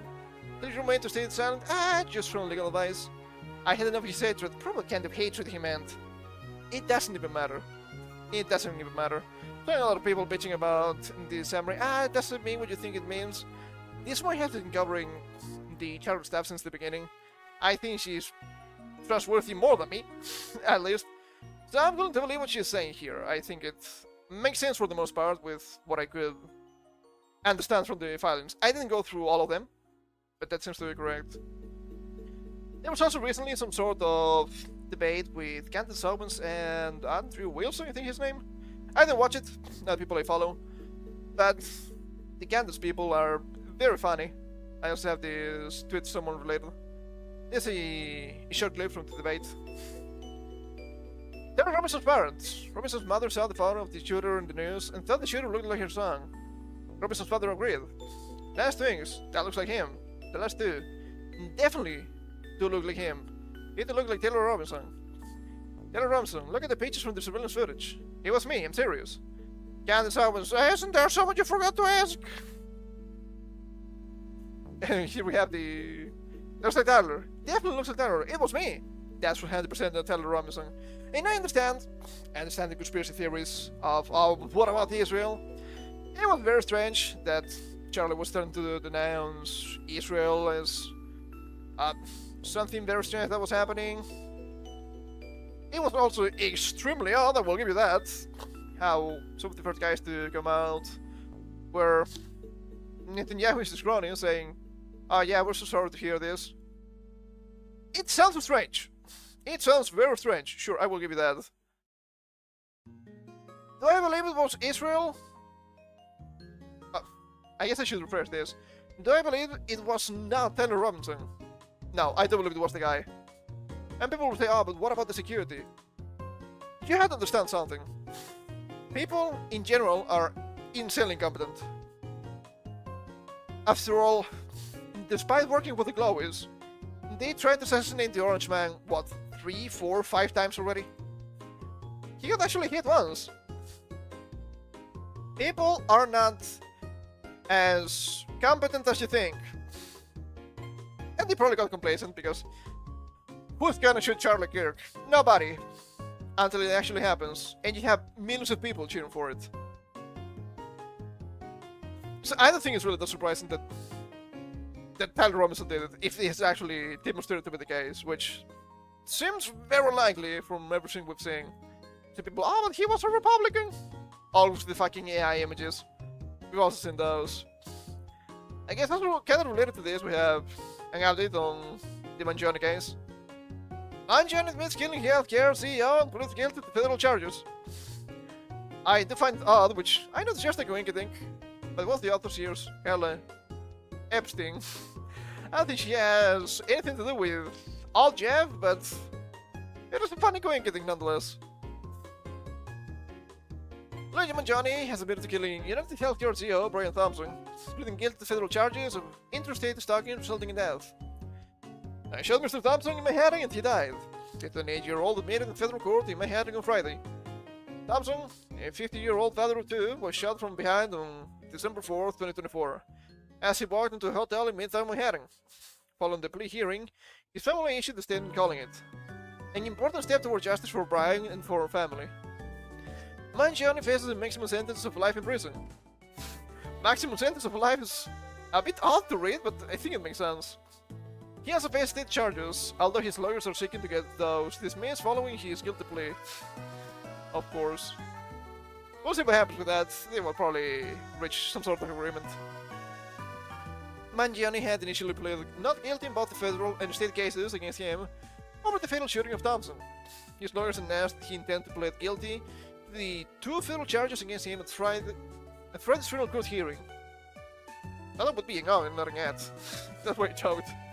Wearing a beach-piercing outfit, Mangione appeared solemn and furious throughout the hearing. Putting a statement aloud to the court, he admitted to planning the attack ahead of time, crossing state lines with intent to kill, and using a gun he printed using a 3D printer and equipped with a silencer and magazine. Is there a bunch of legal trouble with silencers in the US? I think they are somewhat legal. I think there's a lot of caveats.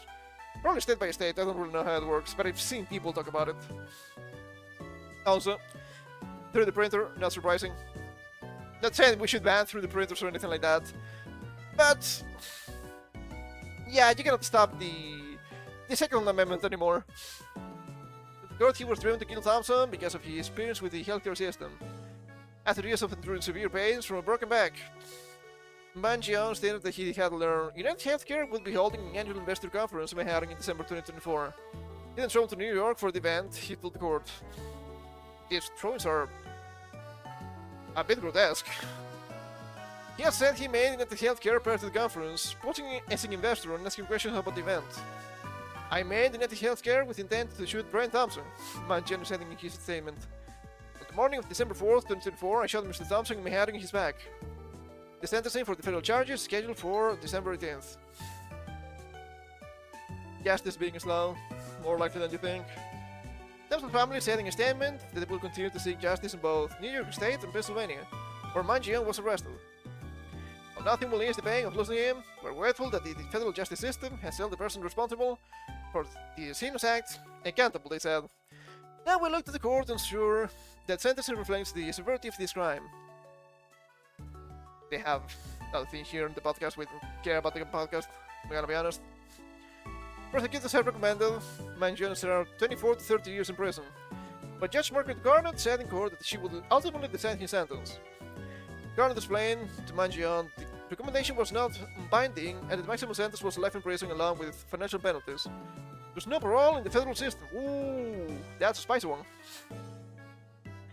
Mangione's guilty plea could now throw a wrench into his New York State case. The trial is scheduled to begin in September. He faces 8 state charges, including second-degree murder, possession of a forged instrument for alleged fake driver's license. Oh, I see. And 6 counts of criminal possession of a weapon. I'm assuming the silencer here is not helping. On the steps of the court on Friday, his lawyers argued that because he had already pleaded guilty to the federal charges, the state case ran full of double jeopardy, constitutional protection that prevents an individual from being prosecuted twice for the same crime. Now, that doesn't make any sense. If you're being accused in the state and the federal, it's for a reason. I think they're trying to play some tricks here. But I'm not quite sure how that works, because it's way different here. We don't have those here at all. New York law does not permit a person to be persecuted and punished twice for the exact same crime. His lawyer Karen Friedman Agnifilo said. I mean, it should stack on the other punishment. Maybe being longer, maybe being something else. He has said that, making a guilty plea in federal court. Mind you, he has accepted full responsibility for the death of Brian Thompson. I mean, if it's federal first, I guess that's probably correct. I'm not sure. But you cannot just dismiss some of the charges here if they're not already in the federal, right? That doesn't mean the crime was not committed. We encourage that Mr. Thompson's family receive the measure of accountability today, the statement said. While federal sentencing is pending, we are prepared to litigate the defense motions. Mehan of the AS office remains committed to seeking justice for Mr. Thompson and his family. I guess I'm just relieved a little bit that justice is somehow being served in a way. It's not perfect, but I mean it's something. And sometimes something is all we can get. That's not bad. There's also a very strange case here that I'm gonna cover briefly. I don't want to go more in depth, but it's getting kinda late. There's a couple other things I want to get through.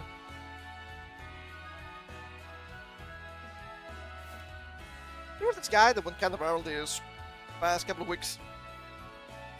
This fella here.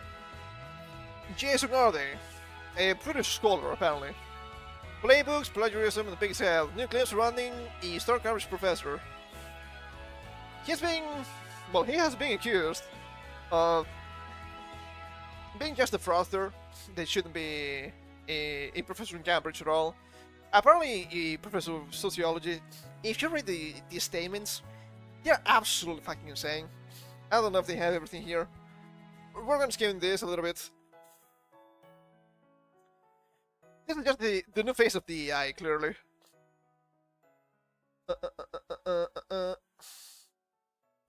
I sent some tweets and some mentions. Some argue that this guy has come under unfair levels of scrutiny. I don't think so. The claims are absolutely bonkers.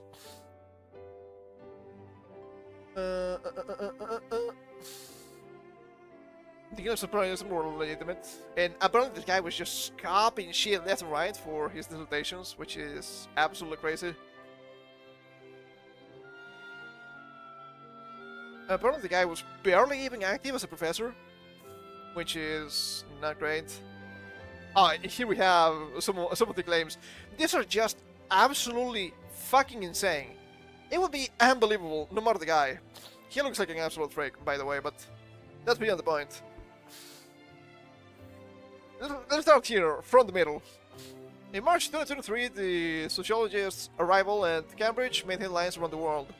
Not only was he the youngest black professor in the university's history, but his backstory made the feat all the more impressive. His story is to be detailed in a memoir for Simon Schuster this autumn. At the age of 3, the South Londoner was diagnosed with autism and global developmental delay. Speaking of delays. He wasn't able to speak until he was 11 and could not read or write until 18. Despite that, he forged an impressive academic career, mostly focusing on race and education. Color me surprised. With stints at Roehampton, Glasgow, and Durham universities. From 17, mind you, from 17, unable to read or write at this point, Arde began completing 30 challenges to raise money for various causes. Often endurance challenges, which began when he was taking a BTEC course in sport and development at Merton College in Morden, South London. Now we have a problem. 17. And you're taking courses in sports at a college. While you cannot read or write until 18. If you cannot read or write, it is impossible for you to get into college. Absolutely fucking impossible. He has claimed in interviews to have raised £5 million for charities over a 20-year period. Since the figure has risen to £5.5 million. He has done this, he says, by running 30 marathons in 35 days. Don't think that's possible. If he has spoken about in mid-interviews and in his book. He has also claimed at public events to have run 600 miles in 6 days. I just don't believe you. It's an insane thing to say. Are you really running 100 miles per day? I don't believe you, dude. I just don't believe you. It's hard to tell because he's fully covered, but he doesn't seem like a huge athlete or anything like that. Like, he doesn't need to be insanely big for marathon running. I guess that's fair. As his critics only have pointed out, £5 million raised for charity would be a staggering amount for someone who is not already famous. In 2012, RD is taking up to raise £250,000 by the time he was 50, a very different amount.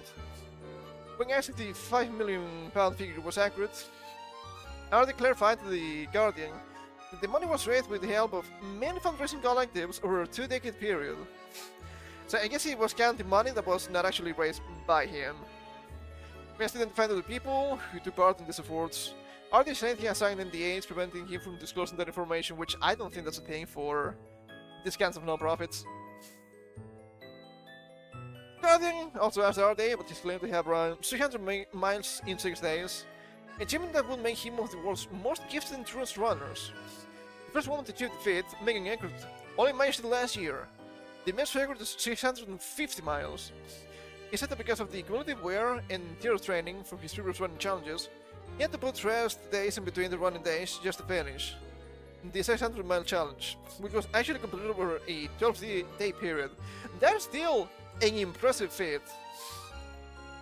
Earlier this year, the universities that had given RD honorary degrees and doctorates amended their websites, with Southampton University removed the 300 miles citation, and Anglia Ruskin University changed the 6 days claim to the 12 days. In 2012, RD was the torchbearer for the Olympic Games and met the tennis player Andy Murray with the TV program Surprise Surprise. At the meeting, Murray said RD had told him a story that inspired him ahead of his clash with Novak Djokovic at the Barclays ATP World Tour Final in 2012. He is an epileptic who ran 30 marathons in 35 days, said Murray. I don't think that's possible. He told me that on the 20th day he fell, he had a seizure, and he had a hairline fracture in his leg. But he continued. He had asked to meet me, and that was pretty cool. Speaking to someone like that, that's unbelievable. I just don't believe you, man. I just don't believe you. How is that possible? When asked by reporters at the time why he carried on, RD said, when he fell over, I didn't want to have to pay back thousands of pounds. They just have told The Guardian that running 9 marathons with a hairline fracture in a fibula would be incredibly painful, to technically not impossible. In his forthcoming memoir, RD says he completed the distance by taking painkillers, and despite his right leg swelling to twice its normal size. He previously said in a 2012 interview that he used ice baths to ease the pain between his runs. Very impressive!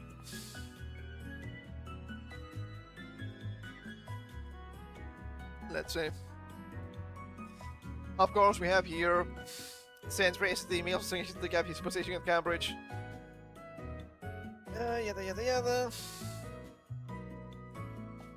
Threatening with a knife, physically assaulted and spot on. He had rape and death threats being made to him and his family. Bananas and bullets being passed to him by the university campus. Bananas, come on. And crashed instances in mutilated animals sent to his family home. It's the UK, I just don't believe you. They would be heavily persecuted for something like that. That's the whole story about being sent some sort of big head to his family that he actually managed to intercept. We don't really know how. There's also something here about him playing in some sort of soccer league. Not professional, but still. So at the end, he ended up resigning. There's a lot of scrutiny about this guy. But what made this very, very, very strange to me was that this guy is now dead. Guessing RD, his Cambridge professor accused of plagiarism, found dead a week after resigning. RD, 41, became the youngest black professor at Cambridge when he was fired as a professor of sociology of education in 2023. This guy doesn't have a degree of sociology anyway, or have. This just happened yesterday, by the way. A former Cambridge professor was found dead at his London home on Friday, 1 week after he resigned from his position at the esteemed university following accusations of plagiarism. If the accusations are not correct, he wouldn't have killed himself. I'm gonna be honest. It's kind of a shame he actually did. Some people are wondering if it's actually real. I guess I don't know. We haven't gone through this yet. But I guess we can leave that for later. It's probably fine.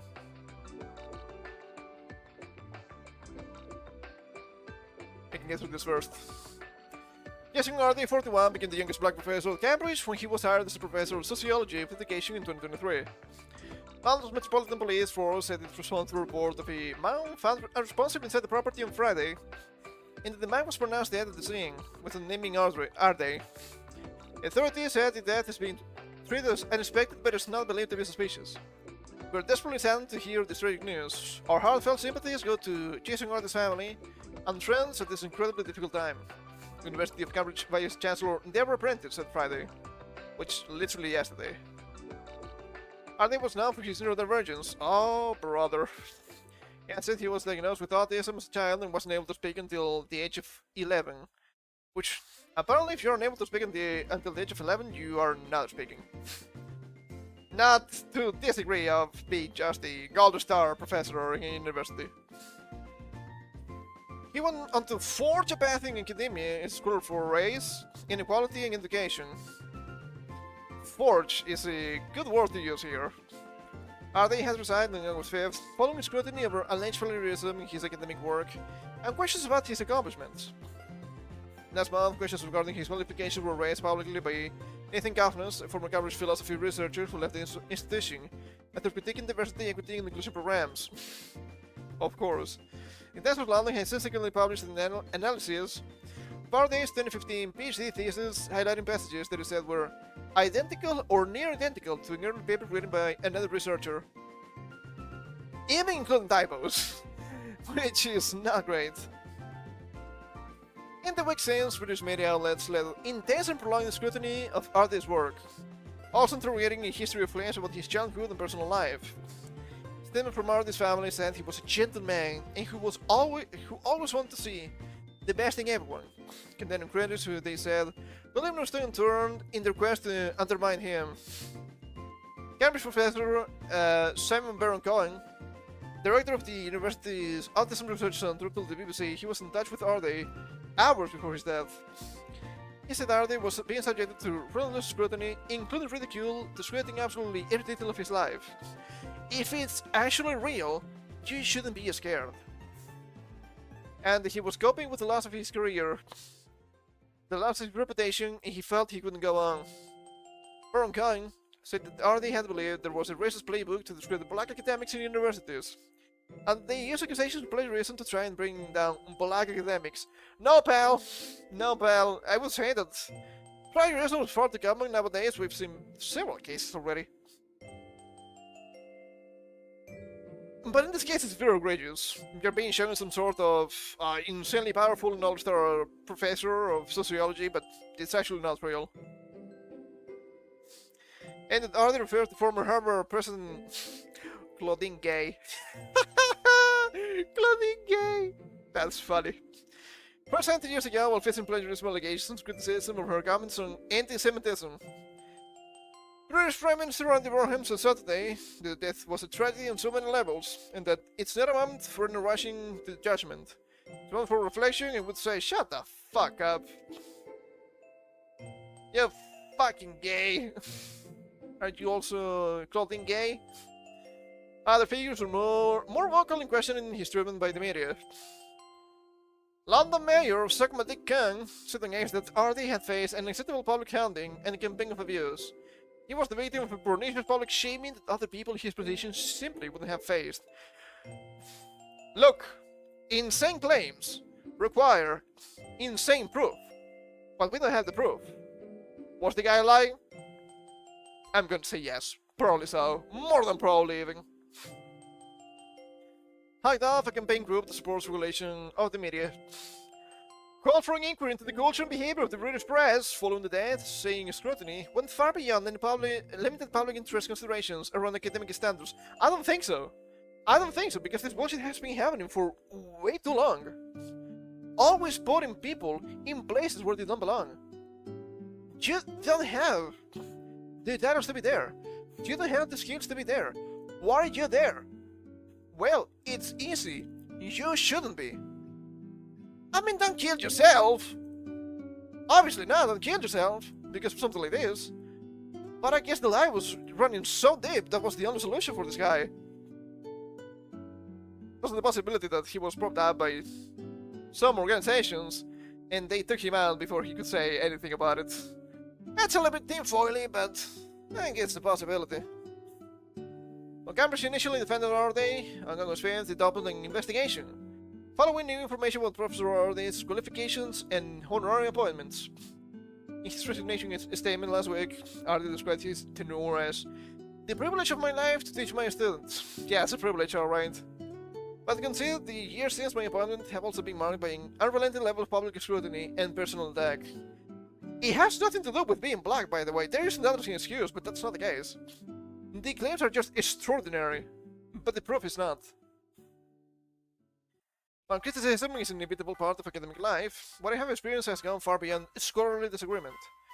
The relentless accusations, speculation, and public commentary have taken a profound toll on me, and on those I love, he continued. In his statement Thursday, Cambridge apprentice shared an update on the inquiry into our days, and the university would investigate the circumstances around his appointment with the Faculty of Education in 2022 and his time at Cambridge. I've seen some students saying that he should be overseeing some personal work, and he was not doing anything. He was saying, "Oh yeah, this is good, just keep going."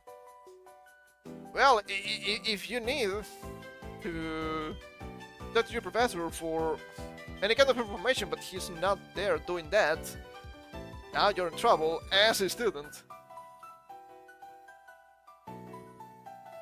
She also said she asked the University Council's deputy chair and Council's audit committee to establish terms for an independent review of all university processes that will take place alongside the probe into our day. In his resignation announcement, Orday said he reached a point where the personal cost becomes too great. For my own well-being, for my family, and for those who have stood by me throughout this difficult period, I have concluded that the only way to bring this chapter to an end is to step away, he said. I guess he was rushing out to some extent. Arday's memoir, Great and Unfortunate Things, was released earlier this week in the US, giving account of his childhood, from being diagnosed with autism and developmental delays at the age of 3, to speaking by the age of 11 and reading and writing by the age of 18. But remember, he was already in college when he was 17.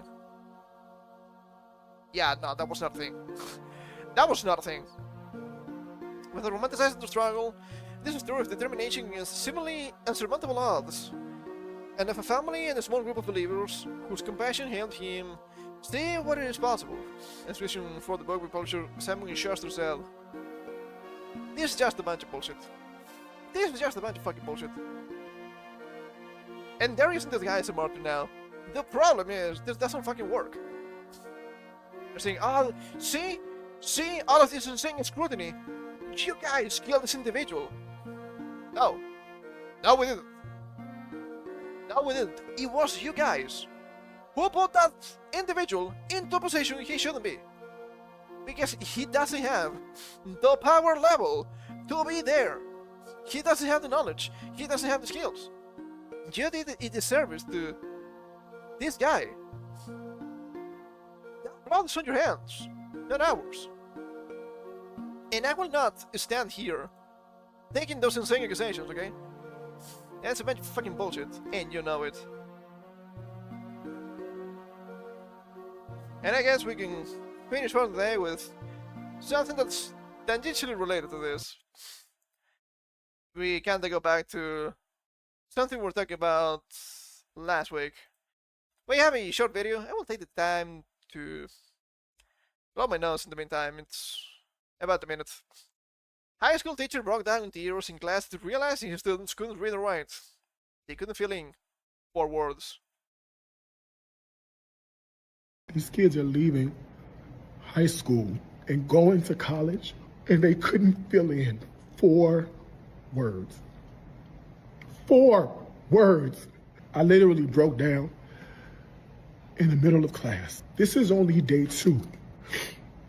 And I have seniors who simply cannot read and seniors who cannot write. They can reason. They have the ability to defend their reasoning if it's talking to their homeboy, but applying that to a written text, 2 paragraphs, and they couldn't do it. Our young black men, our young brown men, our young black girls, and our young brown girls. These kids are leaving. I mean, I don't think there's any need to add a race component to this, but it's kind of funny that he did. Ah, geez, blacks and browns are becoming retarded. Well, alright. But that's... I don't want to say it's necessarily this guy's fault, but there are obvious, very obvious problems in education, not only just in the US, okay? That's why I say that the race component is just a little bit unnecessary here. Young people are retarded to levels we haven't seen in centuries, which is very scary. But the education system is not helping. No child left behind in the US being an absolute disaster. There are somewhat similar policies here, and I'm like, okay, but you're passing these kids and they didn't pass any class. What? What are you doing? So they're actively breeding a generation of fucking retards, of absolute cattle. I'm assuming that's because of political gain. The less skilled they are, the more they depend on the government, so they will keep voting for the government that gives the gifts. But it is insane to me that if you cannot write or read properly, you can be sent into college. This is now. We were talking about the other guy, the British guy, that was more than 20 years ago. 20 years ago, that was not happening. Right now, it kinda is, which is very, very scary. Society gave up on the kids when No Child Left Behind came into play. That is very correct. And we couldn't even graduate high school without passing a Spanish 1, which became mandatory. So how the fuck did they make it to high school not being able to read or write? It's very, very dangerous. When you have some states where no kid is reading at their current level. Their current grade level, I mean. Not being able to read or write properly means you have to go back to elementary school. You shouldn't be in high school, you shouldn't be in middle school. Once again, this guy, of course, he's black and he probably has a bunch of black and brown kids in his classroom.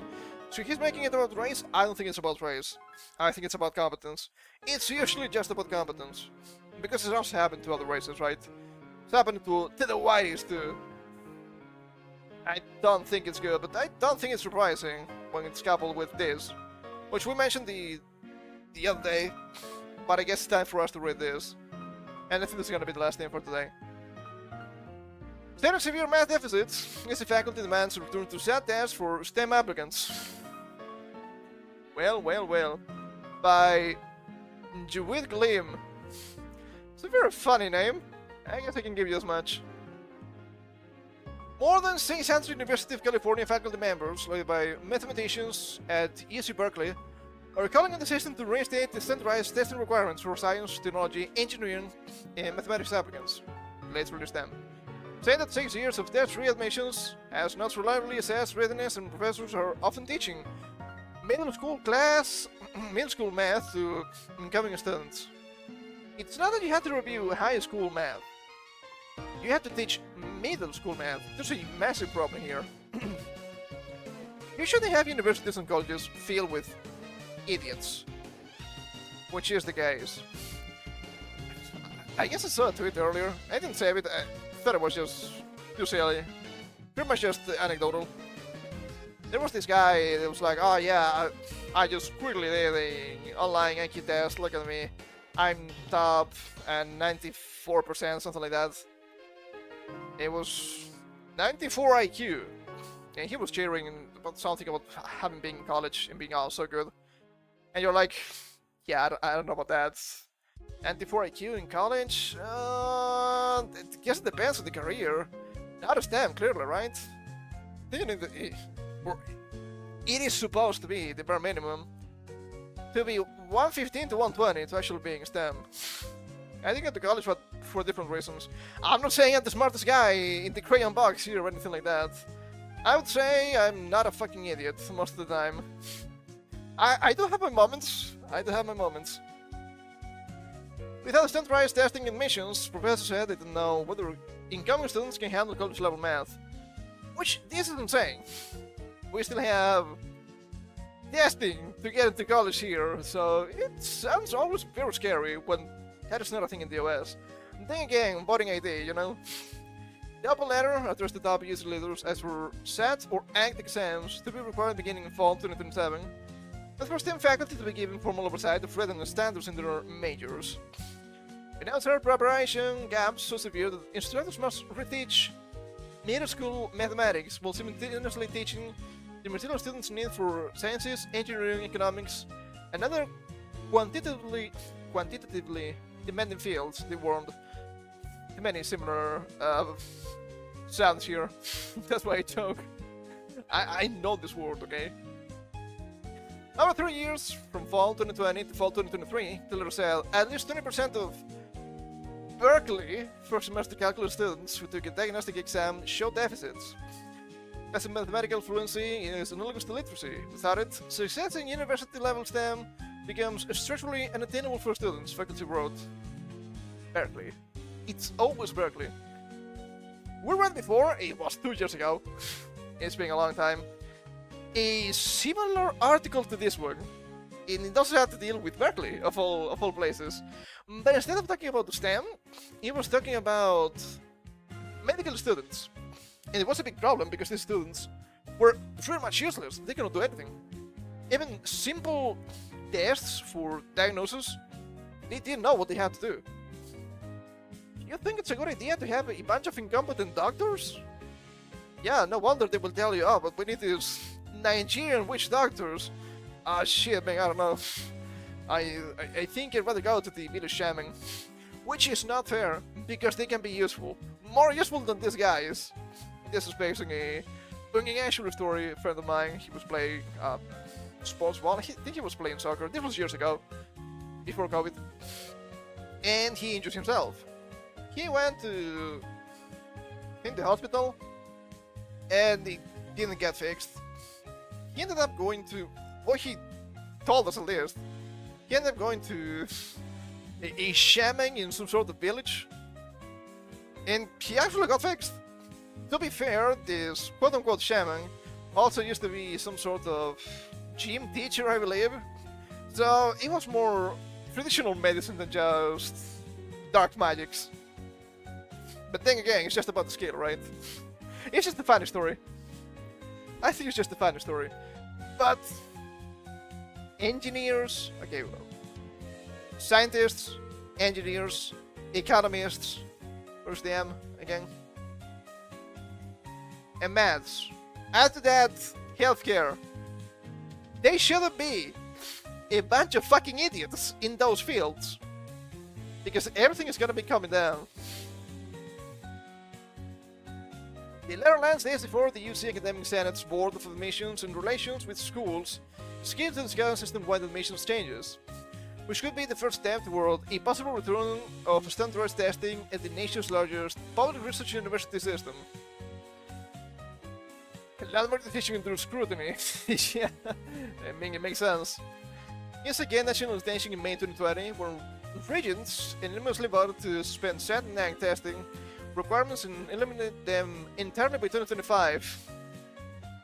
All members had concerns the tests were biased against students of color and those from lower income families, including students who did not have access to prep courses. How far? Oh, jeez, how did I know this? How did I know this? Because they make everything about race all the fucking time. No. No. It's not because it's racism. It's not because it's oppressive. Lower income families. No, I'm sorry. If you're gonna get into STEM, if you're gonna get into healthcare / medicine, that's very difficult. And I'm sorry, you might be smart enough, but if you don't have the resources to actually use that int stat to properly get into this, you're not valuable enough. There's an investment to get into this. Maybe the investment is too high, I can agree with that. Maybe you should give them some gifts if they have good scores during high school, so they can actually get properly, because they have shown they're highly skilled but they don't have monetary resources, so they can actually get into the university. I would be okay with that. It's not uncommon here, for example. Does it work well? I don't know anymore. It used to. But you're just saying, oh, it's racist, so therefore we have to completely forsake it. No, you're reaching the problems of diversity, which is to say, I'm sorry, but intelligent people are mostly Asians. And when I say Asians, I mean Far East Asians, not Indians. I guess also Jewish people. Then we have whites. Then we have, who comes after? Latinos, I think. And then black people. Look, that's the reality of the thing. I'm not trying to be racist. When I say that, I want people to understand, it's not that I'm trying to take away the race component out of it. It's that it's based on an observation, not on hatred, which I think it's something important to say. Hey, if you don't have enough smart black people or whatever to get into STEM, they have to get somewhere else. If you shoehorn them there, then you get this. A bunch of people that are not capable to be in a college/university context. That's a problem. Because then you will have insanely low skilled engineers, scientists, doctors, all the basic infrastructure going to shit. That's how society collapses. Hey, I live in society. Yeah, that's a problem. At the time, some hailed the vote as a bold and visionary move to expand access and equity. Oh, the fucking equity all the time. But the vote went against the UC Academic Senate's on Standardized Testing Task Force, which said use of test scores could actually boost admission rates for students from disadvantaged backgrounds and school districts. The report also found that the test scores are a better predictor of college performance than high school grades, but that the UC weighted grades more heavily in admission decisions. Then in 2020, a California State Court judge issued an injunction in a lawsuit brought by students, which forced UC to stop using the scores earlier in the blend. In the midst of the COVID-19 pandemic, campuses across the country also suspended admissions testing requirements, including many of the nation's most prestigious institutions. The requirement has already resumed at elite universities, which makes sense. I'm gonna assume they use the excuse of the coup to say, okay, alright, yeah, we're gonna have these tests because we're gonna have all of these people together in a single location, which, okay, alright, fair, I guess. But, what about after?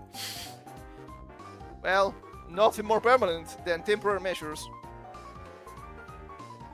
Harvard, Brown, Dartmouth, the University of Pennsylvania, Stanford, and Caltech each restored standardized testing requirements for applicants in 2024 or 2025. UC is test optional. The scores are considered as part of holistic review, but students are not penalized if they do not submit them. UC's policy, as well as California State Universities, permits applicants to submit scores for course placement purposes, but only after admissions decisions have been made. UC leadership has not formally endorsed the faculty letter on testing, but system leaders said Wednesday that they were listening to the underlying concerns. Rachel Zanes, what a strange last name, I think I've seen this before. A UC spokesperson said in a statement that the system will continue to focus on strengthening instruction, collaboration and support for math readiness in partnership with K-12 and higher education institutions. I mean, that seems good. Is it gonna be useful? I don't know. Every single time they try to do something for education, it's just absolute ass, and it ends up costing billions, not only in the US. That's one of the main issues here. Ahmed Palazoglu,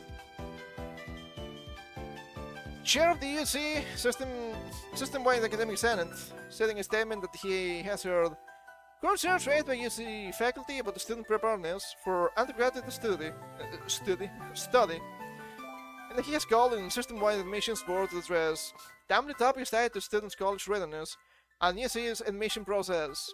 The board, he said, is in the process of proposing a roadmap of policy work and partnership building with all the state and K-12 educational leaders in the next academic year and beyond. Okay, we still have a couple of sections here to go through. Hunting and sequence concerns over math. Look, math is essential, okay? It's very important, and I keep seeing people that don't know even basic math. That shit is very, very scary to me. Fishes are routed within UC for admissions, tests, and math readiness.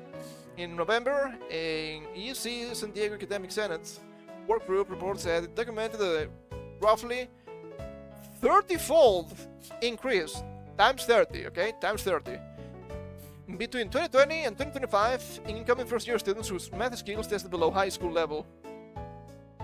Do you see the correlation now? I guess they finally did. The report says 70% of those students fell below middle school levels. Below middle school? How did they reach high school then? That's crazy to me. Workgroup members advocated for a system-wide re-examination of standardized testing, as many peer institutions have already done. Zvezda Stenkova, that's a Slavic name, a teacher professor in the Berkeley Mathematics Department, who is one of the letter's lead organizers, said the impetus to publicly speak out came in part from her own classrooms. She described the challenging spring 2023 Calculus second class, which stood out in her nearly 30 years of teaching. Something had changed drastically. The bottom was taken out, and there were 25 to 30% of students who were in free fall. There was nothing you could do for them. They were just not prepared, because they didn't even have the bare minimum. And that's a big problem. And I know people say, oh, it's not real, it's not a big problem, whatever. This is DI in action. It's not dead. It's alive and kicking. And it's actually kicking us in the ass. And it's kicking us in the nuts. It's not good. It keeps happening. Maybe they changed the name, maybe they're not talking about it, but they're still doing this thing. Demonstrable so, it's right here. In college, in universities. And this is a massive disservice to society and the students themselves. If you're not prepared for that level of learning, you shouldn't be there. I'm not saying these people are complete trash and cannot be there. No, there are many jobs in reality. They're not STEM or healthcare, and it's fine. There's this insane obsession that you have to go there. And even nowadays, it's not a guarantee that you're gonna land a good job. Sometimes you're just gonna end up in debt and working an ass job anyway. Especially if we're dealing with people that may be below average in intelligence. It's a massive disservice for these people to get into college, I'm sorry. And of course, for these people to get into college, actually skilled people are being disenfranchised and they're being prevented from actually getting into college. And yes, it's usually because of race. And you don't have to trust me, because they already said here in this article. It's that easy. Stenkova said her colleagues were bracing for sharp criticism. There's going to be attack from all sides, she said. The math professor argued the sad push was innate of disadvantaged students.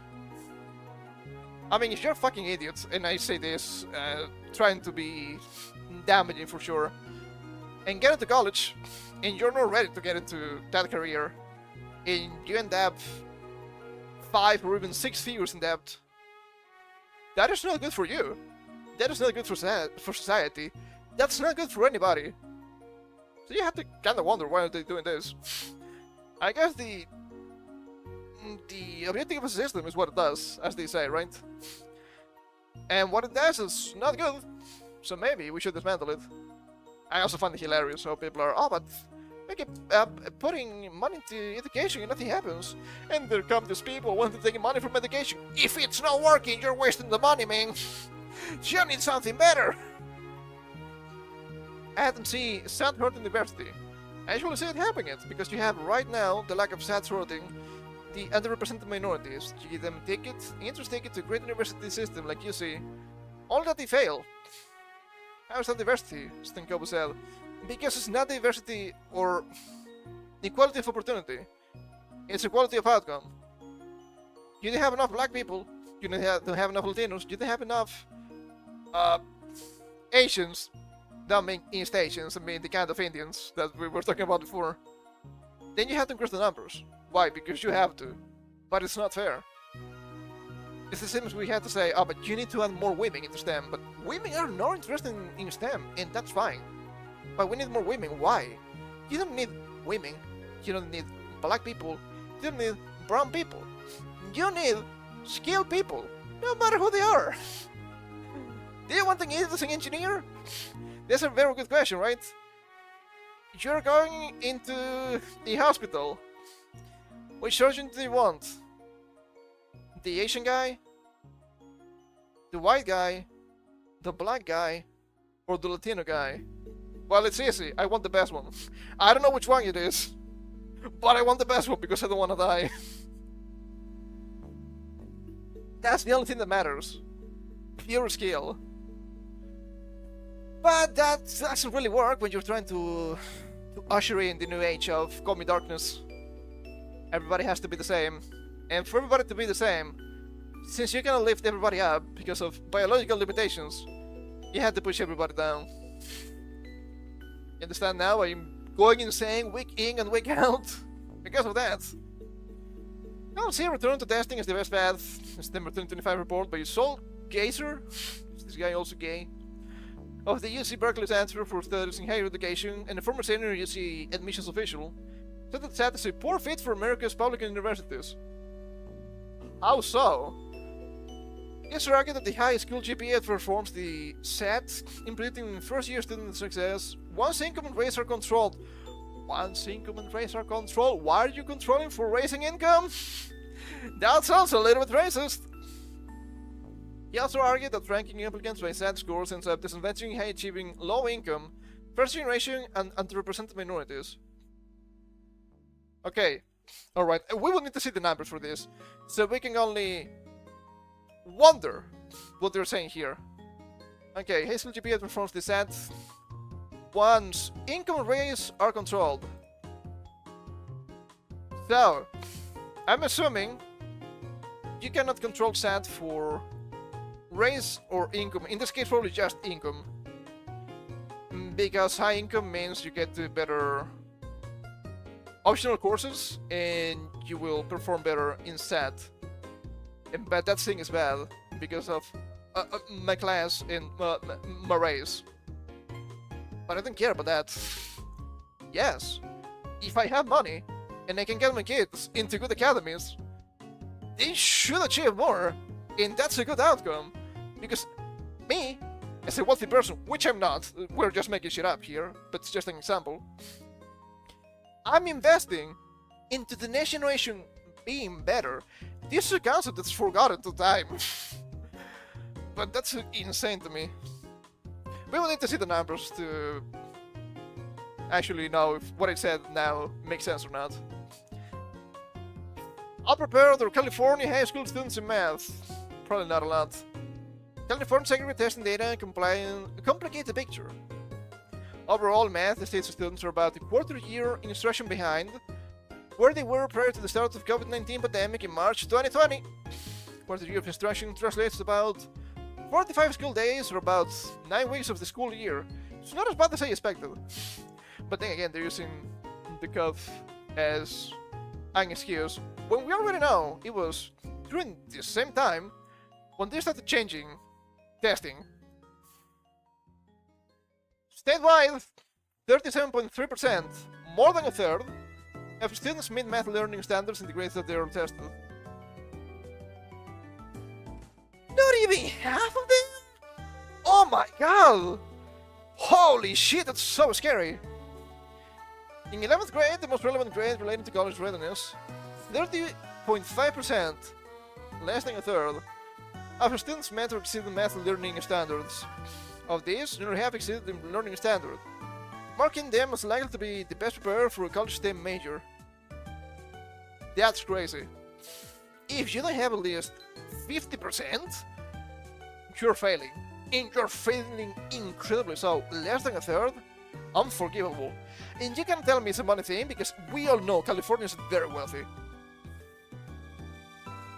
Any change to use admissions requirements must move through the Academic Senate Admissions Board Committee before going to the Board of Regents. Minutes from the Admissions Board's March 6 meeting show members signal tentative interest in eventually requiring 11th grade smarter balanced assessment scores for California residents and Sancta Right scores for non-residents. Like my eyes are fucking up a little bit. I guess the light is actually pretty white. The board passed a meeting initial draft by Sunday and the final roadmap by June 30th. Ah, geez, me, I wonder why things are getting worse. Ah, geez, me, I wonder why people from college are not getting enough jobs. And sure, there are compounding factors for that. But this is a big problem. Holy shit, dude, that's bad. My goodness. And I know, we usually clown on Americans. Ah, look at the silly Americans, they don't know anything about math. Which is actually not fair. To some extent, because I do believe they end up spending a lot of their math brain power into making calculations for taxes. Especially when they're buying stuff, which, I mean, of course things are gonna go south a little bit when you do that, right? Not ideal, clearly not ideal. But this is an atrocity. And it is a big problem when it's happening in all of the West. This is not the US, it's not even close. But I see that happening. I see things being way worse than in my days. And it's kind of funny when I talk to my mother about these things.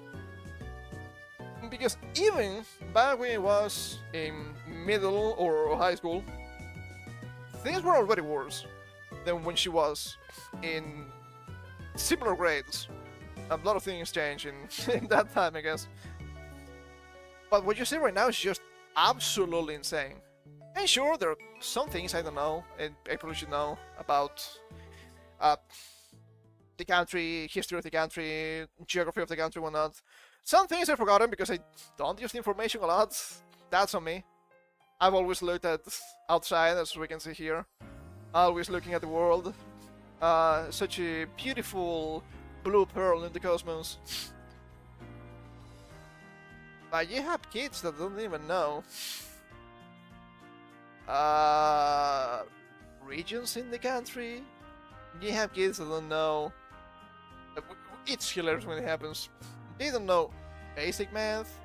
It's hilarious when you ask them around capitals of countries. And we're talking about strange countries, right? Oh, what about Estonia? Who the fuck knows anything about Estonia, right? I know the flag because it's, for some reason, black, blue, and white. I think it's kind of cool. I like the colors, I guess. They don't know the capital for China. Well, China's a big country. It's a very relevant country in general. But they don't even know that. What are you going to do? Did you even know the capital for their own country? Probably not. It's an absolute disaster. And we're talking about kids that are high school to early college. Okay? They should be the smart people of society. But they're not. The fuck do you mean now? I've seen some of these videos in American context. It's hilarious. When was the US founded? I don't know, 1987. Close. You got close. Like, how do people not know these things? But I do, while not being American. 1776, baby. I don't think it's actually correct. I think it's actually 1778 or something like that. But yeah, we usually use 1776 because of the independence, but it's fine, right? At least it's close enough. Nobody will criticize you for using that year. It makes sense to me. Not even understanding multiplication is very strange. And we're not talking about big numbers, okay? We're talking about single digits and single digits. They don't know how to multiply. It's dire. The situation is absolutely dire. I don't see a way to fix this. It's time to build a wall, it's time to get your full power to meteor, it's time to make the frogs gay. I have no idea. Education needs to be fixed pretty much worldwide at this point. Or western-wide. There's no way society's gonna be working like this. Or working in general. In 10 to 15 years with these people. Quite literally impossible. Never leave school, guys. Never leave school. Oh, brother. Anyway, I guess this is gonna be everything for me today. We went a little bit more overtime than expected, but that's fine. We've been going overtime 4 weeks up again, so I guess that's our new time. This is the new normal. Plan for next week. I mentioned that the other day. Schedule will be up tomorrow, but I'm thinking more Sacred Gold on Monday, more Jump Force on Wednesday, and we'll play for the first time. We'll try the game Barony on Thursday, and more yapping on Saturday for sure. Unless something happens, we cover what might be happening early, which not uncommon. When we start the stream, we end up yapping for about half an hour. But there's something important needs to happen for that to occur, of course. Yeah, thank you for coming, and you had some fun. As I always say, please never become black pill with the things we talk about here. I just think it's insanely important to understand whatever might be happening around the world, and especially if it affects your countries. Because if you want to face the country in whatever level that you can, you need to at least understand what the fuck is going on. So until then, you know the rules. Never despair, always become better, and try for your close ones to also become better, even if just a little bit. And take care.